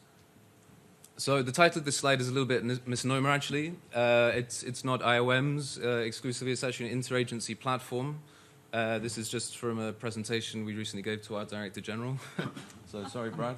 But it's very much, it is only as strong as the sum of its parts. So you'll see, I would urge you to go and have a look at the site. Neutrally branded, and is very much an interagency platform. which we're now expanding to other partners. So I'm just going to show you some results now, which will be the first. I mean, you'll be the first people in the world to see these. Actually, we'll be releasing them later this month for World Day Against Trafficking in Persons. Just to give you a little bit of a flavour about how we're now starting to use the data to create kind of policy-relevant information. So this is based on a smaller subset, probably about 10,000 people, 10,000 victims. About 12,000 different movement segments that we have, routes that victims of trafficking have passed through. What is striking, of course, about this is the amount that are actually being trafficked through official border points. So within our data, that's about 80%. Next slide, please. This is a little bit of the demographic differences. It's more likely to be males going through unofficial border points than females, more likely to be teenagers and very young adults that are also going through non-official border points. So that obviously is helpful when looking for the kinds of profiles that will actually be going through official border points, of course. Next slide, please. Something that's quite also pretty shocking, about, around 64% of people passing through official border points are actually exploited during the journey. This obviously, has quite a big impact as to where you may be, the kind of cases you might be looking out for within an airport, on an airplane, etc. These are not necessarily people who think they're getting their dream job. They have actually already been exploited, and they're actually being moved around from place to place, location to location. This is all international trafficking, sorry, I should have said at the beginning, of course. Exploitation type, much more likely to be labor exploitation and sexual going through official border points. Sexual exploitation, within our data, victims trafficked for sexual exploitation tend to be trafficked through non-official channels more frequently. Next slide, please. Those going through official border points tend to stay in trafficking for longer. I think that's partly, the pattern and the type of means of control that are being used, again, fitting more the labor exploitation sort of profile, so more debt bondage, etc., false promises, deception. But that's something that we'll dig into a bit more using some statistical control. Next slide, please. Something that's also very shocking, 10% of those going through official border points are traveling on forged documents, and that is obviously something that would be, in any case, states want to focus on. And so obviously that's, something to really be bolstered, particularly in certain countries where border management capacity isn't that strong. Also, 23% are not actually traveling at all on their own documents as well. Next slide, please. In terms of transportation, what we've actually seen is that really a lot is by train and bus. So the graph on the left is a little bit busy, but essentially about a third is train and a third is bus. 20%, a fifth is air, going through these official border points. Conversely, as you'd expect, probably non-official crossings, you have more people going by car, a very large percentage, some by foot, and quite a lot by boat as well. What we're doing now actually is working with IATA, which is the International Air Transport Association, to basically look at the airport codes, which we have actually in this data set, and talk directly to them about how they can better equip airports, but also airline staff to identify people. So in terms of looking at, how we go from kind of research to policy and programming, this is pretty immediate line of inquiry and line of work that we're working on. The right-hand graph, sorry, it should actually say victims. It's not at the migrants. So a lot of people are actually traveling through official border points in groups, and I think that's the labour migration side of things, with other victims as well. Next slide, please. Just very, very quickly, a final set of results to give you as well. We've been looking at the relationship to people's recruiters with a quick regression analysis, looking at factors like gender, age, and type of exploitation, and if they've been recruited by a friend, family or relative, intimate partner, or a complete, a relative stranger, let's say. Next slide, please. For intimate partners, this is something we've seen. Women are 4 times as likely as men to be recruited by their intimate partner.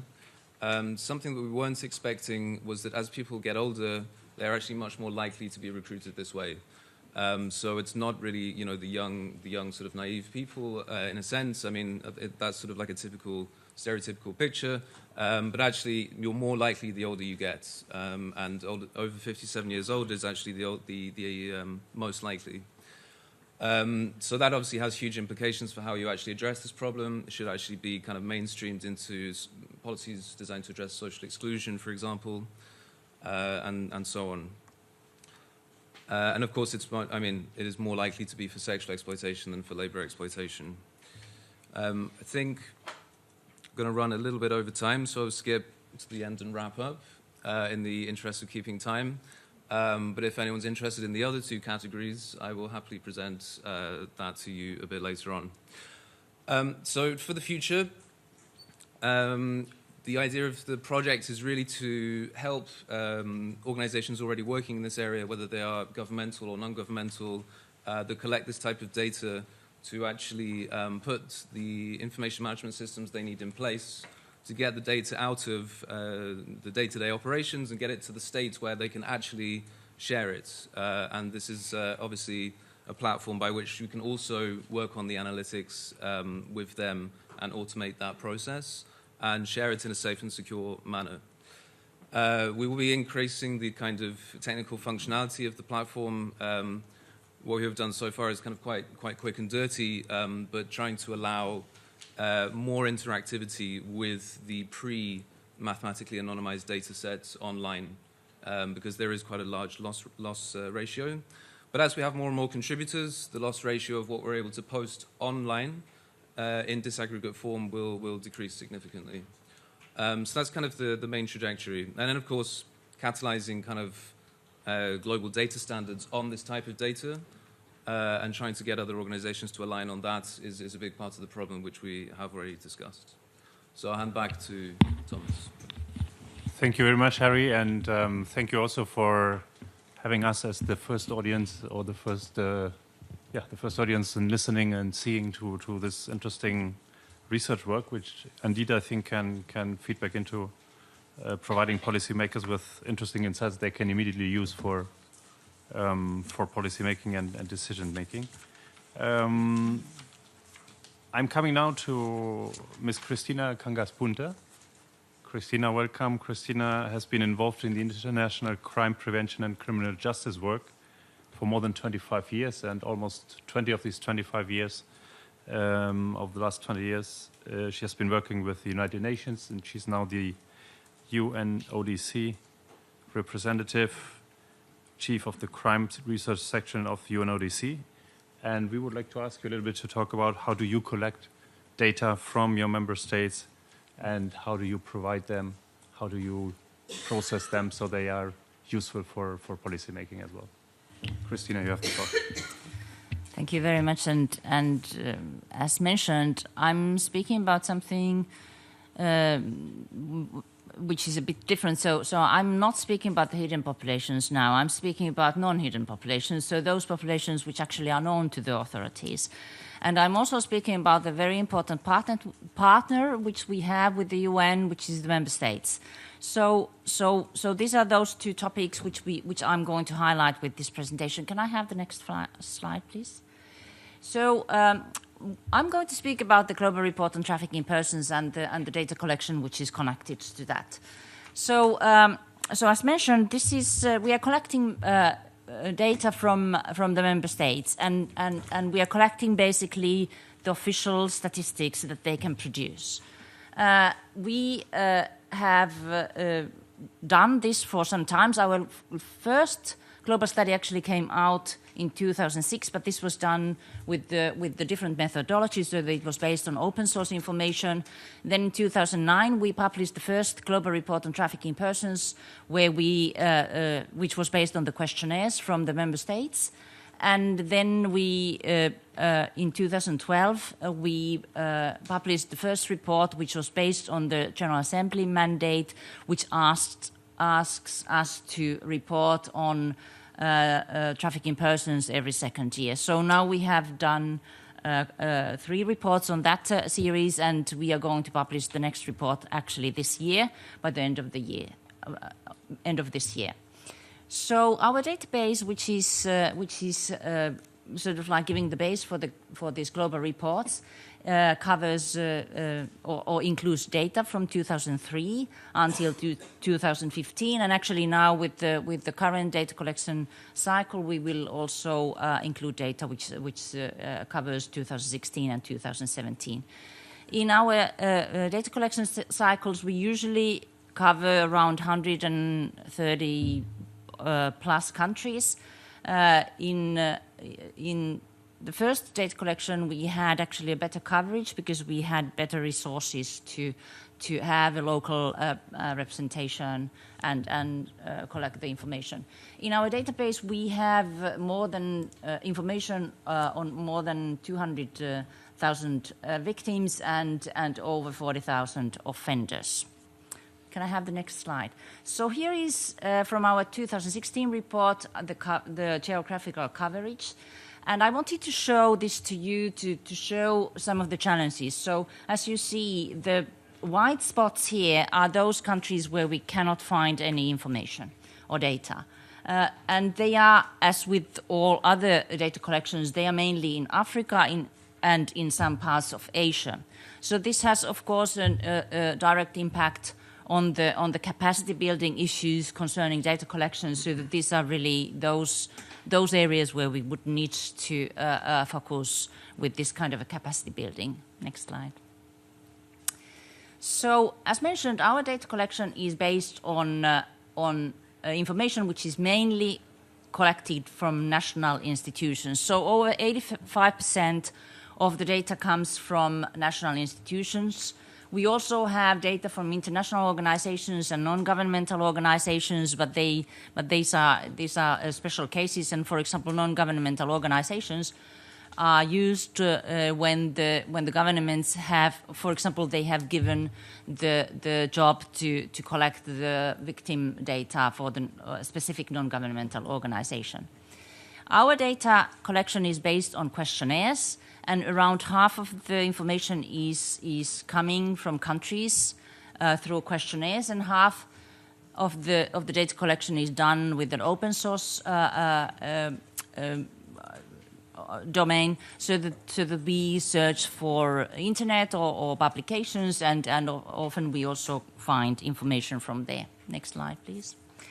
So, as we know, and this is a very, very well-known fact, with the official data there are serious limitations. So first limitation, of course, is connected to the nature of trafficking persons. There is, as we have heard already, there is a big hidden population which is not recorded in any of the official statistics, and we, in a way, we lose this information. And that's why official statistics, of course, cannot be used directly for prevalence estimations. Also, some forms of trafficking, they are better detected than others, and we receive information mainly from sexual exploitation and forced labor. But of course, there are also many other forms of exploitation, and these are sometimes missed by the national authorities. And then the issue of national capacities is very important for us. So there are different national practices, but also different national capacities to identify victims, detect trafficking cases, but also different capacities to record and report. And we also always need to remember that official statistics are not collected for research. They are collected for administrative purposes, and I think this is important to keep in mind. Next slide, please. So a few words on the questionnaire that we are using so that you have an idea. We have very short questionnaire because this really improves the coverage. So we are basically asking information on the profiles of victims and offenders. We are asking about the forms of trafficking. We ask about also the destinations of repatriated victims, and then we have we have also information on the citizenship, which helps us to construct the flows.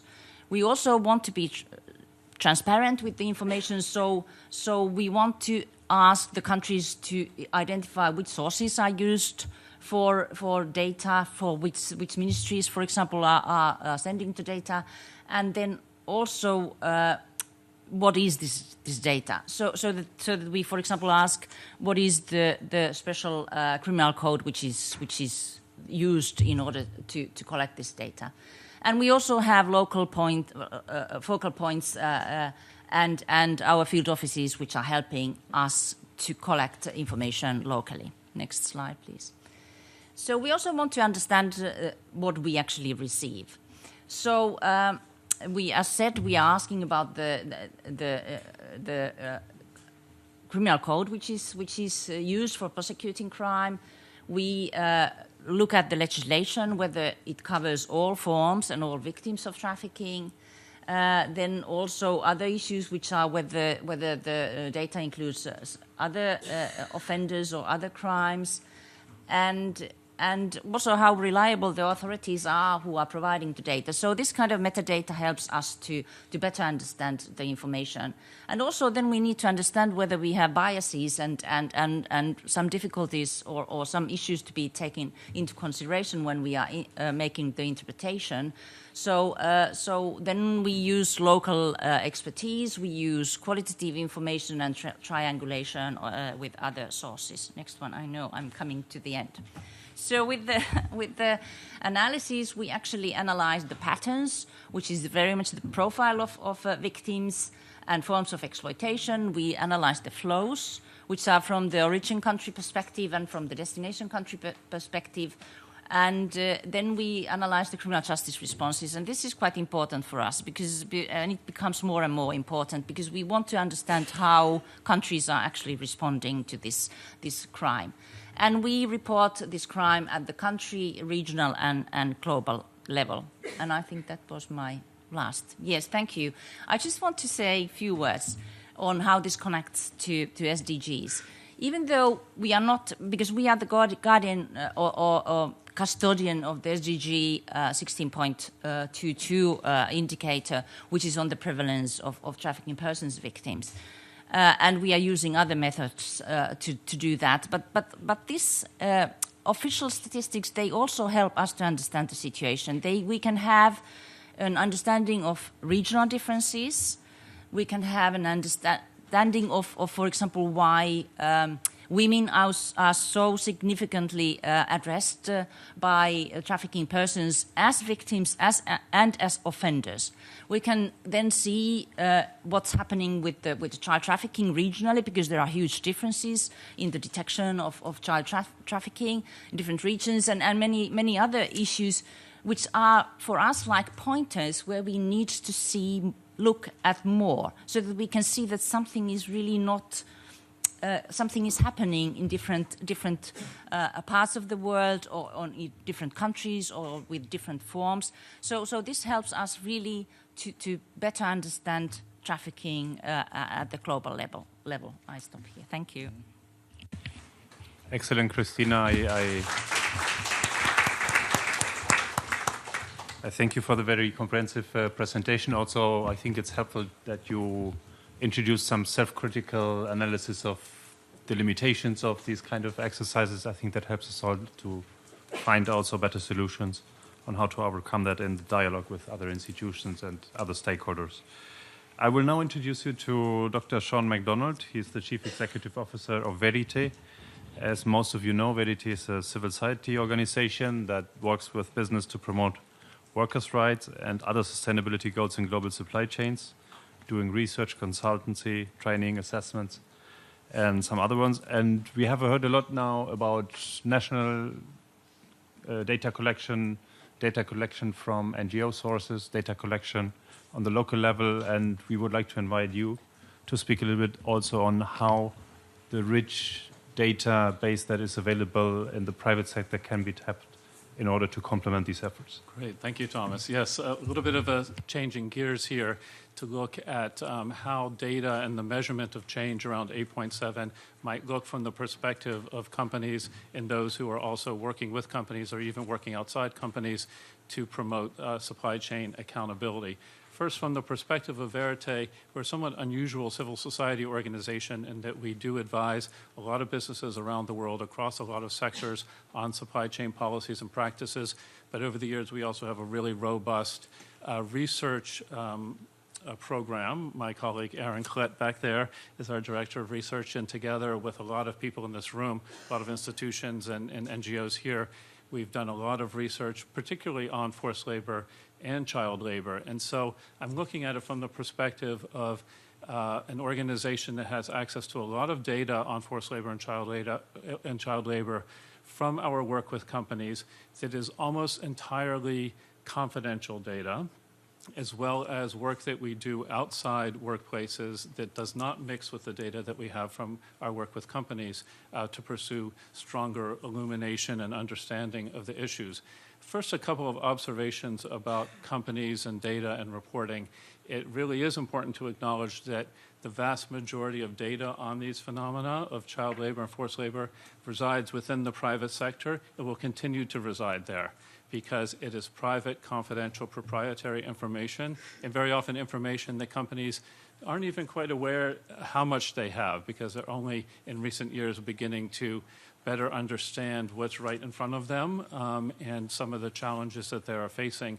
And even as there are more requirements and efforts inside the private sector and for those influencing the private sector to gather more information, most of that data will remain private. And that's a really important thing to acknowledge because there's a lot of efforts and talk about trying to share data.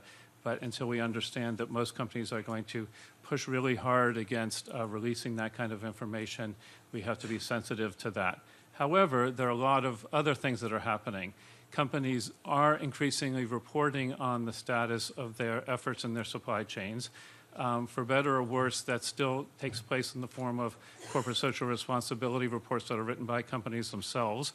But there are a lot of other dynamics out there. More and more companies have sustainability commitments. They're part of different multi-stakeholder initiatives or industry initiatives that have some form of reporting. Again, that reporting tends to come primarily from the perspective of companies and primarily focuses on inputs and activities, a number of audits, code language change, a number of trainings and things like that, and is not at the level of information about concrete impacts that have been made and changes, incremental changes that have been made.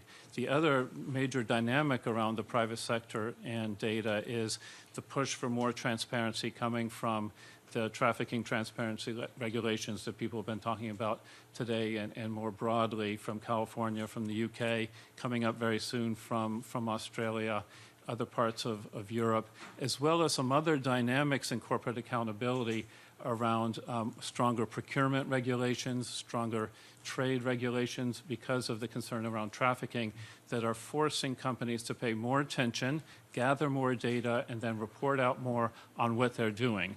Again, reporting out from their perspective largely around risk assessment activities, audits, and that sort of trainings and that sort of thing. However, we also see some promise from some of the experience we've had, and one thing that I'd like to propose for discussion and question is the use of the ILO's indicator framework, the forced labor research framework. Mikhail, we'll talk about it a little bit later, but it's the so-called hard to see, harder to count framework. The reason why I think that has a lot of promise for how we all of us, government institutions, NGOs, international organizations, private sector, work together to better understand how to frame and measure progress around 8.7 is because that set of indicators really gets to the heart of what the trafficking and forced labor mechanisms are, and are relatively easily translated into concrete business decisions that can change.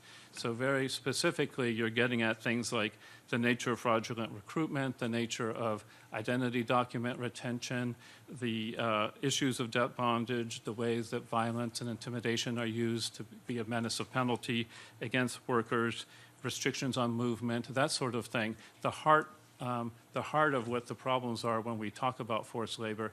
The other really important thing I think about that framework that we have found useful, both in our research but also in the way that we advise companies, is the subtle interplay between so-called strong and medium indicators of forced labor, and that really get at the complex dynamics that differ by sector, by country, and the importance of understanding that interplay and really elucidating how those things fit together. What we found, for example, in a study that we did on electronics in Malaysia with the support of the U.S. Department of Labor a couple of years ago, really helped, I think, to set the scene not only for what forced labor looked like in Malaysia, but also very specifically for what the private sector can and should be doing around that.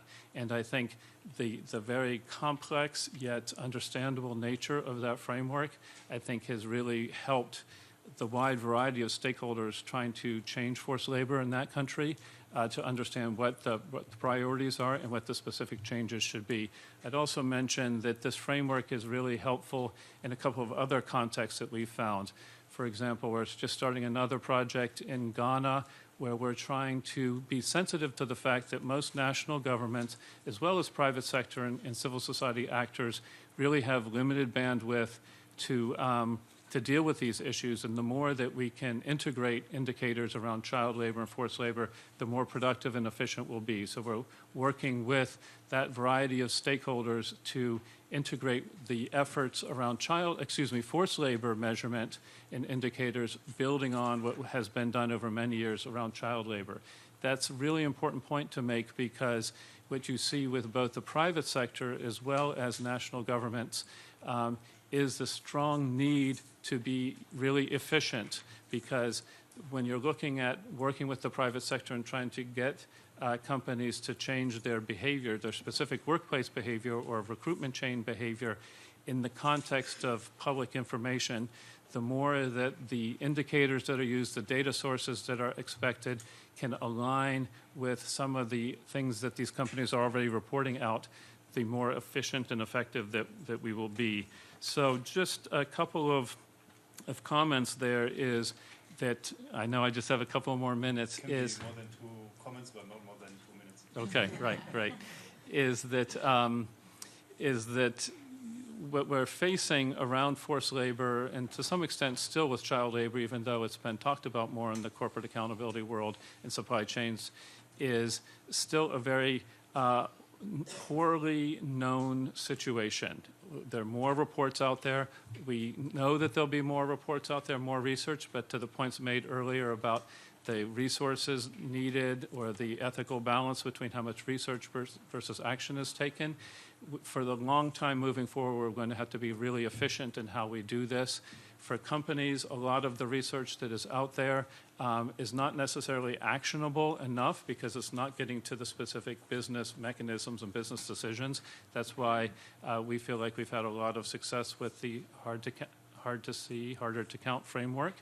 And so to some extent are really recommending that people find ways to rally around some of those indicators when working with the corporate community to force more specific data sharing around those, and to pivot the larger question around corporate reporting from activities and inputs like audits and trainings toward actual concrete measures of change, like differences in pay, differences in recruitment patterns and that sort of thing, to be much more concrete about actual changes that have been made. So those are a couple of perspectives from our position in researching corporate advising.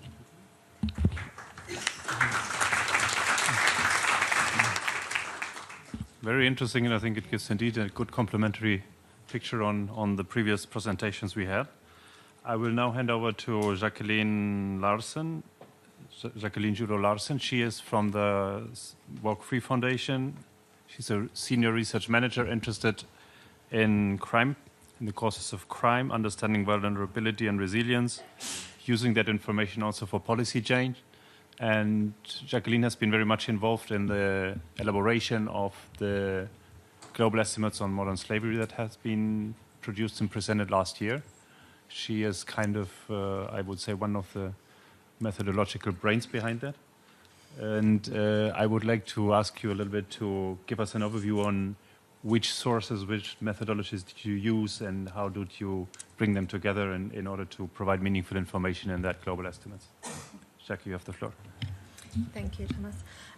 So what I thought I'd focus on today, I'm sure everybody in this room is aware of the global estimates.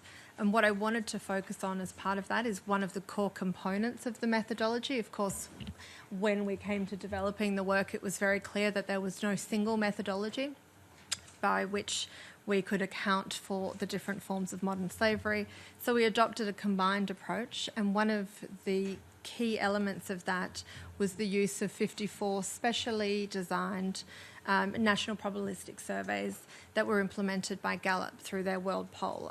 And it'll come back to some of the comments about cost effectiveness and harmonising tools as well. Do bear with me. I see a lot of familiar faces in this room, and I'm sure you heard all about this during the last global estimates, but we'll dig a bit deeper into some of the learnings towards the end. Next slide, please. So just a quick snapshot. As I said, there were comments made about cost effectiveness and harmonising tools. And that was one of the key considerations for Walk Free when we first undertook surveys in 2014 and were trying to make decisions about how we'd go about doing that. It became pretty clear that the Gallup World Poll it's one of several vehicles, but for us it was an excellent vehicle given the other type of work that they do. They deal with some other very sensitive issues, and it seemed like a really good fit. In practical terms, for those who aren't aware of the World Poll, what that means is it's already a roughly 1 hour long instrument that covers a range of other issues about life expectancy, life evaluation outcomes, economics, engagement with the community, all those sorts of issues. So we included a module that is attached to the end of that instrument. And essentially they run through an hour-long survey of other questions and come to this last component. We have 2 modules, essentially, that are separated, one on forced labour and one on forced marriage. So we have surveyed to date 48 countries. I mentioned 54 surveys before, and that's because in some places we've run multiple surveys. Next slide, please. I won't dwell on this too much, but Jason touched on network scale-up. So one of the things with Gallup is that the surveys generally involve a sample of 1,000 people in most countries. In larger countries, it can be 2,000 or 3,000, but by and large, it's typically 1,000 people that are interviewed face-to-face. As you can imagine, we need larger sample sizes. There are cost implications of that. So one of the ways we worked around it to date is to build in a network sampling design as well. And by that, I mean we simply, when we talk to respondents, we ask them about their experience and the experience of their immediate family as well, and defined in that way. So through this, we basically have, across the 54 surveys, a sample of just over 71,000 respondents. Once we take into account their family networks, that becomes nearly 600,000 people. And I look to Mikhail from time to time because I'm a bit rusty, so she'll remember things and can jump in. Yes, 575,000, exactly. Next slide, please. So in designing the survey instruments, we were challenged by restrictions on time, and of course, the restrictions on time were about cost as well. So initially, our discussions with Gallup centred around roughly 3 minutes in the Gallup World Poll. And obviously, when it comes to implementing the surveys, when people are responding yes to any of these questions, there's a whole suite of other things that we ask to learn a bit more detail about their experience. So in practice, those surveys can run from half an hour to over an hour just on our module. And you can imagine that becomes very laborious and it's quite intensive for a respondent who's already been talking for an hour. So there's a few things that we also need to keep considering. But essentially, we drew on the experiences coming out of criminology and crime victimisation surveys over several decades where they adopt this approach of using screening questions. And then anybody who responds no, the module is over for them. If they say yes, we go on to some other questions that, as I said, we'll talk about coercion, where it happened, when it happened, the age at which they experienced modern slavery. And essentially, the questions are designed to gather as much information as we can in that short amount of time. Now, given that interviews are undertaken with generally only 1,000 people across an entire country without any effort to target hotspots or vulnerable populations in particular, we thought it's quite extraordinary that we are actually picking up cases through this method. It's really interesting. We'll come to the gaps that we still see and things that we're working on through other pieces of research, but essentially, this is actually quite interesting to see that this kind of national survey, that's a general household survey, has worked effectively in this instance. Next slide.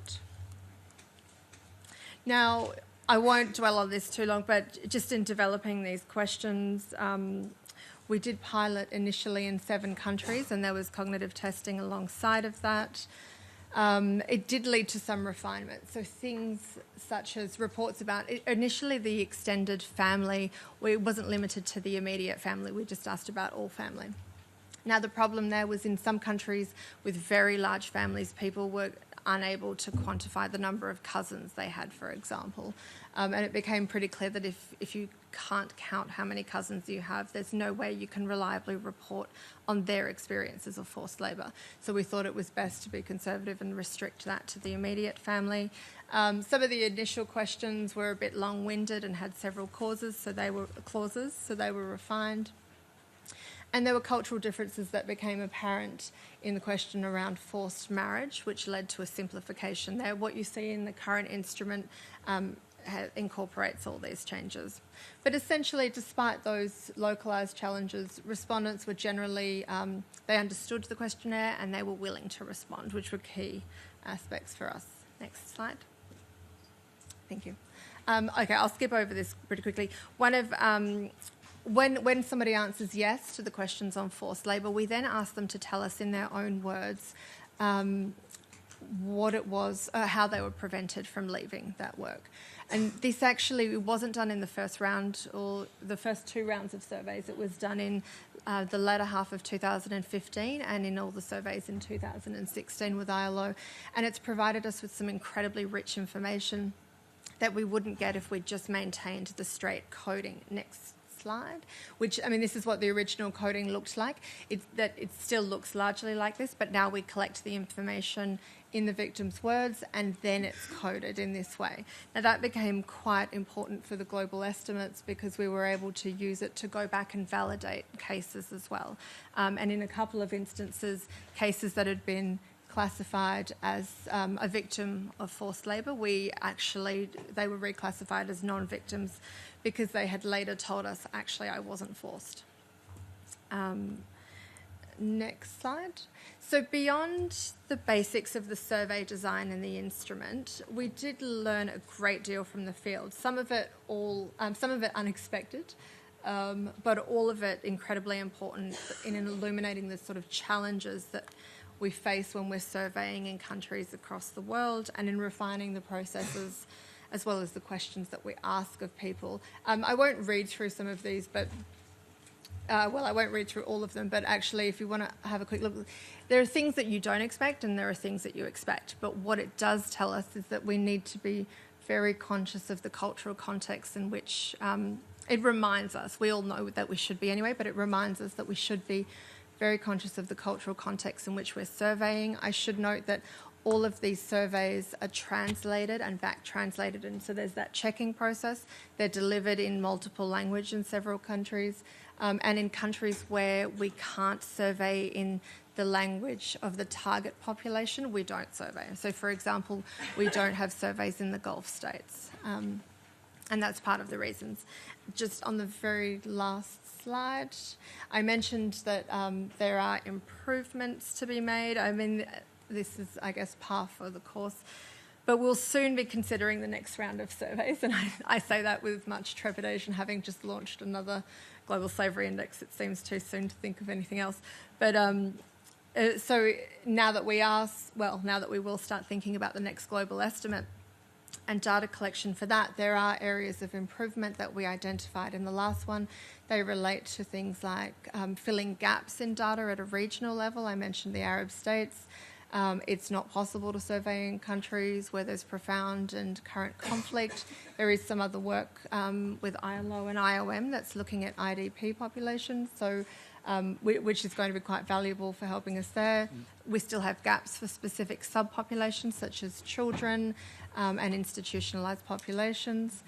And then there are refinements to the survey instrument to be made, particularly around forced marriage. That's probably the most underdeveloped.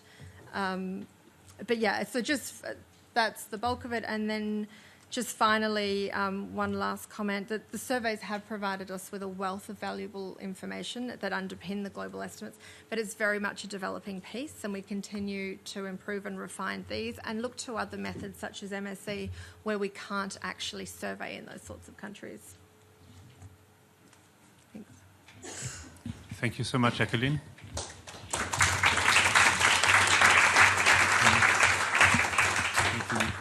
Thank you for the passion you put all behind these interpretation and setting up the right service, interpreting them. And I think for takeaway for learning, also very important that you highlighted the interpretation in different cultural and political contexts.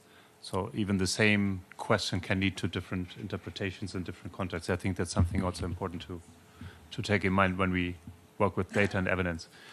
Last speaker for the panel is my colleague, Michael de Kock. Michael is the head of the Research and Evaluation Unit of the Fundamentals Branch at the ILO. She has been working for many, many years with NGOs and then as a researcher, as a consultant, but all her life basically trying to better understand how we can make use of data and statistics and collection efforts, and she will talk about the importance of the standardization of all these different measurement tools that we have on the table and how they also refer to an important process that you may be aware of, the International Conference of Labor Statisticians that meets every 5 years, and this year in October will be the 20th meeting. And forced labor in the migration context is one of the issues on the agenda. So Michael will tell us a little bit of how that fits all together and how the discussions we had on this panel can lead, hopefully, to some kind of harmonization of standards.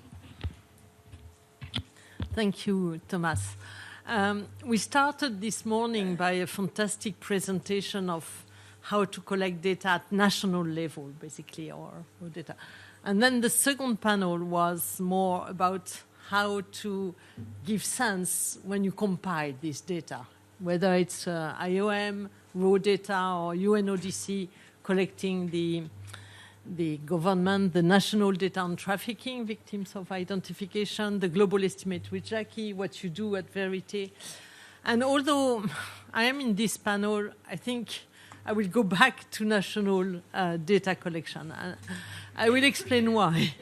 Of course, the ILO is known for producing global estimates on many topics, from child labor, but also wage, unemployment, working hours, maternity protection, social protection, informal work. And very early in the work of our program, we were asked to produce global estimates. And we did so, and now I think it was really a risky thing, without having any national solid data. You remember in 2005. So we had to develop this capture, recapture methodology. I don't want to come back to that. Although there was value, there was a real value about this method, and we learned a lot. Now, my point today is that if, in view of the SDG and the work with the Alliance, we would like to be able to measure progress And we want this to be done in a solid way, at national level, but also global level. If we want to have solid global estimate, we need to have solid national data. And what we've done is all together, and I think most of us are in the room, we have shared not our successes, we've shared our challenges, our difficulties, how difficult it is to draw a good sample to collect data on forced labor. I'm going to talk about forced labor only. This is technically a real challenge. First, we have to clarify the research question. It's not always the same. Because I decided to be optimistic today, let's talk about one question which is not very often yet addressed to us, is how can I measure that my country is free of forced labor, that there is no forced labor? Yeah, Bernard, you're laughing, but the sample... You measure the population. If it's 0, then you can be sure. Yes. But this is something we would like to be able, before 2030, to be able to provide our member states or companies or sectors with tools that can be used to say, yes, we are child labor free or we are forced labor free. Okay, we know we are not yet there, so today we have requests on prevalence. We want to know the prevalence in the country, in the sector. We have requests on understanding the characteristics of forced labor, as you did in Verité, how people are recruited, by which routes, what are the means of coercion imposed on people. Because for policymakers, this is what matters. They want to address. We also want to understand the root causes. And we know, as statisticians, if you want to do a good regression analysis, you need quite a lot of data. We want to measure progress. The sample and the quality of data to measure progress is not the same as to measure prevalence.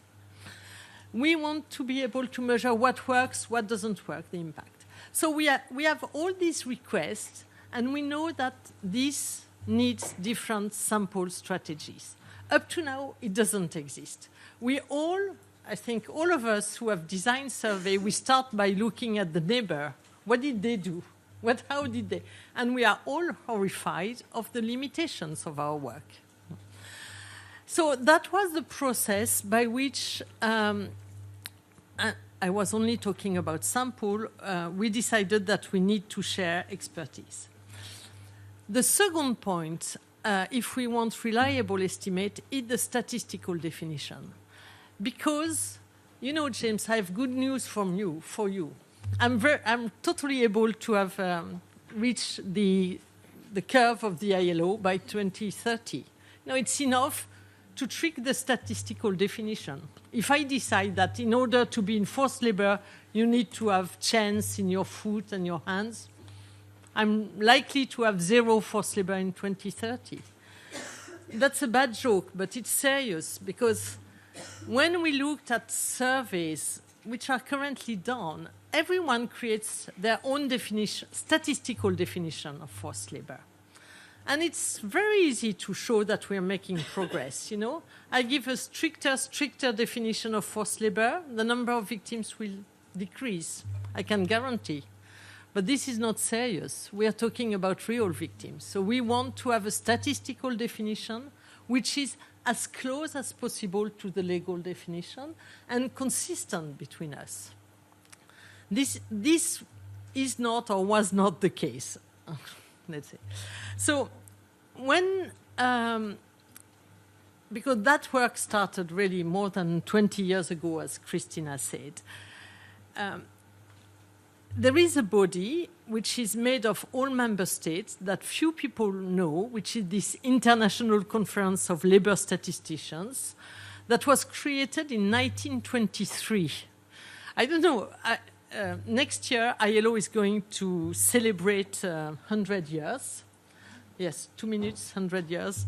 And they are going to archives. Unfortunately, I think nobody found archives and anything about this first ICLS meeting where they were discussing standard in statistics. They are the one who set up the way to measure unemployment, wages, etc. In 2003, for the first time, they said, oh, you guys on forced labor, you should collect data. 2008, they say, you should seriously look at the worst form of child labor, forced labor of children. 2013, we came and we said, this is what we have been doing. And they said, okay, not bad, but could do better. Please work. Please work with your colleagues. And for the last 5 years, we have been, most of us in the room, putting on the table how we do. There was a famous meeting in Lisbon where we said, okay, let's open our black box. And the dream, and unfortunately I think we didn't do it, was to share our data set and say, if I give my data set to Verité, what's your estimate of forced labor? And Verité, you give me your data set, and I run my own do file, and I will see what, and the figures would be different. And the same, if Bernard, you give me your data, I'm sure I will reach another estimate. So in order we want our member states to trust us, to trust our figures. This is our objective. We want our data to be useful for them. We are working on that process. We drafted, based on the 5 years since 2013 of exchange, we drafted some guidelines on sampling, statistical definition, measurement tools, questionnaire design, data analysis, ethical rules that was discussed in Rio last March. We have now revised, taken your comments into account, and please tell your member states to come in October and support, comment of course, but also support this resolution. Hopefully that will give tools for sustainable data collection by member states themselves. We will retire. We are all ready to just provide some support so that we can get reliable data at national level in a sustainable way with low cost done as part of the survey and reliable global estimates. So this is our objective. October, you are all welcome, 12 October 2018 in Geneva. Thank you.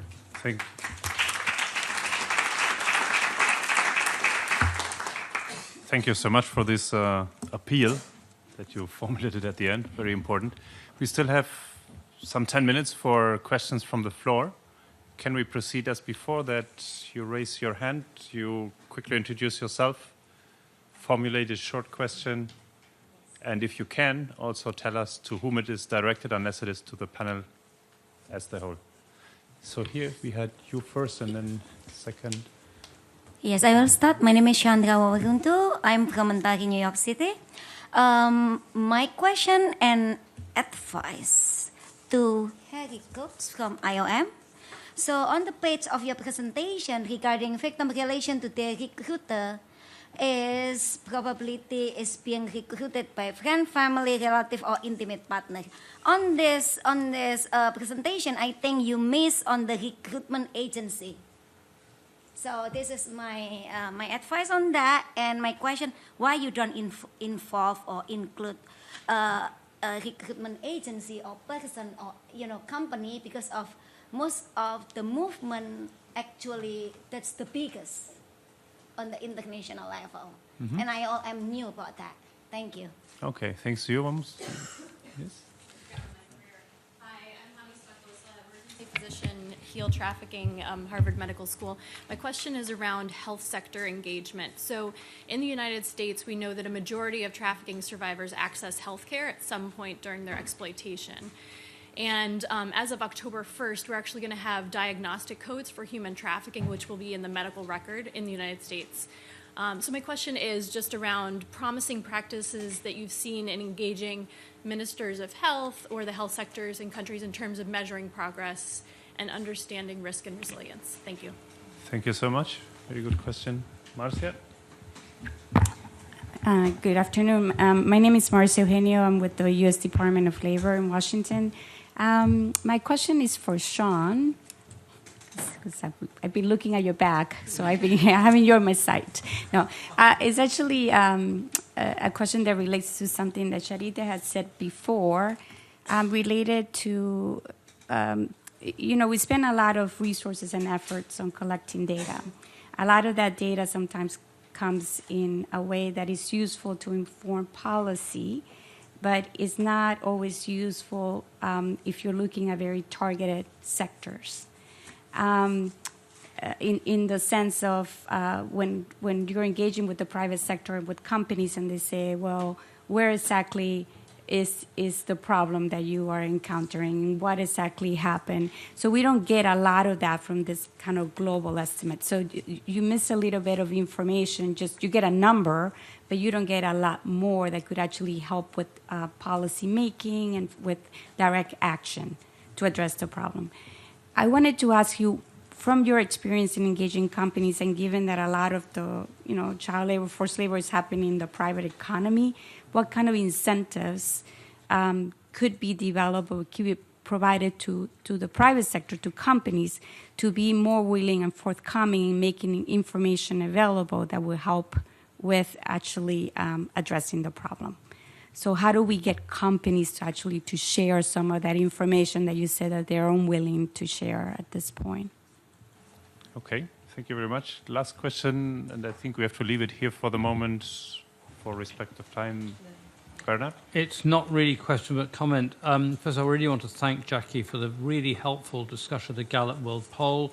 I think it opens up the possibility of a more integrated approach where we find other ways of collecting data to fill in, and in particular what some of the stuff Jason talked about massive polls, even if they're not really very random, would be quite helpful.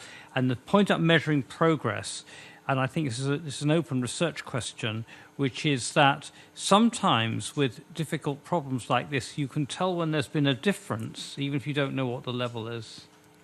And so it may be that we should start trying to research methods where I can tell you it's better than it was last week, it's X% better, even if I'm not so sure about what the actual level was. And that might be a way forward. And if you have slightly iffy surveys, if you have the same slightly iffy survey twice, then you may be able to say, even if you don't know where it was. Thank you. Thank you, Bernard. So I think I will give the floor back now to our panelists, so they have the opportunity first to react to the questions that have been directly directed to them, and then maybe, if you want, use the time also to make some additional concluding statement on the issues or reacting to the other panelists. The first question was to Harry on why is a look at the recruitment agencies not included in the work you presented, and then you can develop around that. No, thank maybe you. Maybe to a minute and a half, more or less, so we can finish at one. No, thank you for the question. Well, what we were looking at on this occasion is looking at the close relationships that people have to their recruiters. So what we were trying to disentangle is the different forms that can take and the different kinds of people involved. So recruitment agencies would fall within kind of the bucket of other, which is not related directly by some close ties, whether they're family, intimate partner, or kind of a friend sort of situation. And we did that because we were seeing some quite distinctive patterns, just looking at that on a kind of a binary level. And so we really did want to disentangle the differences there. And we did find some quite significant differences, particularly when it comes to family involvement versus, for example, family and relative involvement versus, for example, intimate partners and friends and acquaintances and so on. But I agree, absolutely. The most common pattern that we have within our data set is actually just the most common pattern of labor migration, and then obviously you have recruitment agencies involved in that. And I do think recruitment fees are kind of a useful indicator as well. Of course, those are in the SDGs, so maybe we can look at putting something out on that soon as well. On the health sector engagement, this was a point more broadly and not so much about the evidence base, but more about prevention and identification and addressing issues through frontline workers. Is that correct? Or?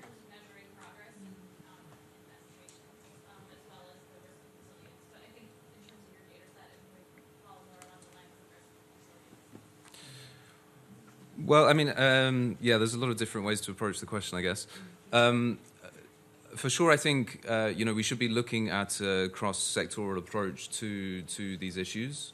Trying to align kind of some sort of a common approach between, for example, border agencies all the way through to healthcare providers, but also making sure that, of course, from IOM's perspective, we work a lot on making sure that healthcare is sort of migrant-friendly, accessible to all, that we don't have any kind of barriers to entry for anyone that may or may not be in that kind of situation, but also making sure that referral pathways are actually linked up between those different providers and that they're actually speaking the same language. So I think that's sort of fundamentally important.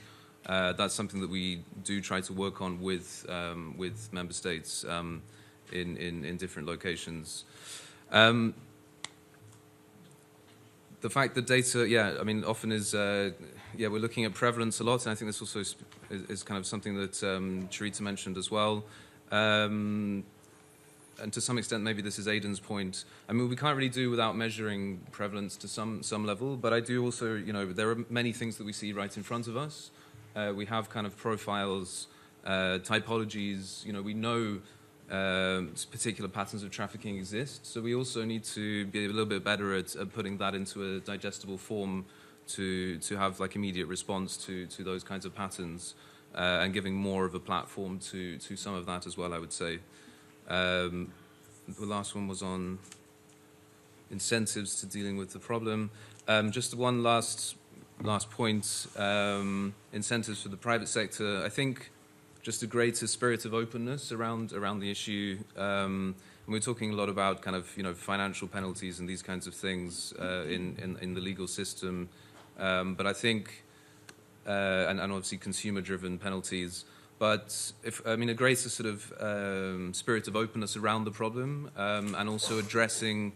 How do companies actually address the problem when they find trafficking within their supply chains? How do they actually go about the business of remediation? There's also quite a lot of issues around, how much responsibility, should they take when it's several steps removed? So trying to actually have a more sort of grown-up discussion about that and have some good structures in place to help businesses deal with remediation when they identify trafficking in supply chains would be a good start, I think. Okay, thank you, Harry. Maybe I hand over first to Sean, because that question, the last one on the companies, was I'll know never to turn my back on directed to you. Marcia, so she asks hard questions. But it is a good question.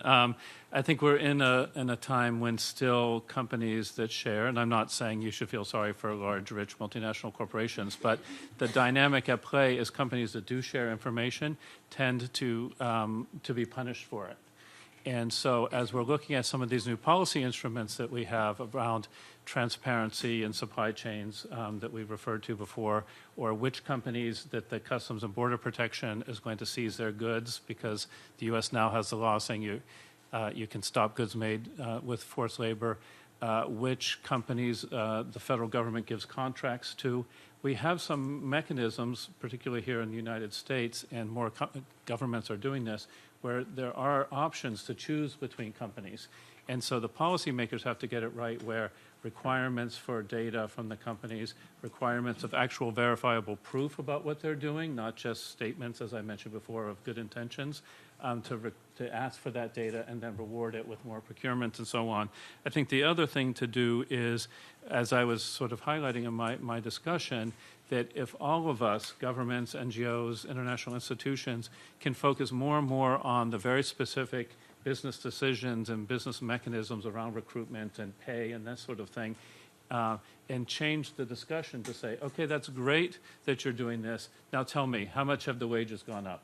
Tell me what is being provided so workers can keep their passports, to get the conversation to be very specific. And that really means building the capacity of a lot of civil society and media people to ask better questions. And then over time, the companies that are more open about it or not can perhaps be recognized for doing things differently. I think there are other discussions out there. I don't know how realistic they are, but essentially in other areas of corporate behavior around corruption, discrimination, and that sort of thing, the law sometimes provides a sense of safe harbor for when you report on yourself. That doesn't exist around these issues. And I'm not saying it necessarily should, but that issue of open self-reporting and safe harbor, that's another thing. I think there's also real importance of setting a kind of straw person of saying this is what is existing out there, this is what workers are paid, these are the conditions, prove to us, we're going to take you seriously, company, when you say you're doing all these things, if you can prove that you're above this baseline of what's tending to happen in a particular country. So those are a couple of things out there, but I really think it's getting to be more specific about the conditions and then saying, tell me how you're different. Okay, thank you very much, Sean. Christina, you still want to make a statement, maybe reacting also to the engagement with data from the health sector, or any other comment you would like to make? No, thank you. This is exactly what I wanted to comment on. I think this is a brilliant idea, and I think that would really be very good that we could do that. We do it in some other obvious sectors, like with our homicide data collection, but of course this is a bit different because homicide is actually recorded as one of the causes of death. So we work together with WHO to get it to enrich our own criminal justice database on homicide. But then I'm asking sort of like, because I don't know the criminal justice system reporting that well, so how would this be done? Because I think that the recording is really from the healthcare, it is on the how do you say the physical whatever like symptoms and what was done. So how trafficking information goes into this kind of a recording? I can't really. I don't know whether there's a possibility, or should we really think this from another side totally. So this is, but I think it's a brilliant idea, but the implementation I cannot visualize it. Thank you. Thank you, Christina, also for being brief. And Shaki, you still want to add something? Just very briefly, I just wanted to echo Mikhail's sentiments about that it's quite encouraging that everybody's discussing the challenges so openly. To me, that's actually far more valuable than talking about our successes. There's some incredible work going on, but we can't pretend it's not flawed, and it's really great that we can talk about that openly and look to improvements. And just one small comment on the health sector. It's not directly related to your point, but of course, some of the very early surveys where people trafficking questions were added to a general household health sector survey was done by was done by people working in the health sector. So there's definitely a role to play there. And I guess Christina's point is more about how we can use the data that's currently being collected in administrative health systems. And I imagine it's some sort of coding system that you're referring to, the diagnostic codes being introduced. So maybe there's some matching exercise there. Yeah. Great. Well, thank you so much for all 5 of you. I don't give the floor back to Mikhail because you made already such a convincing appeal at the end that there cannot be something better to finalize. We all still have appetite for more discussion and knowledge, but I think we also have appetite for some substantial food and drinking. So before we break for the lunch break, just to recognize we had a very good morning. I think we came from analyzing challenges on national data collection to the global picture. We also see the challenges that this is closely connected. As somebody said, we can only be as good as the global level as we are good on the national level. In the afternoon, at 3 o'clock, we will reconvene here, and we will look less into prevalence and data collection, more into project-driven information on what works, on practical experience, on evidence-based experience, on policy interventions, and how that could feed back into the discussion also.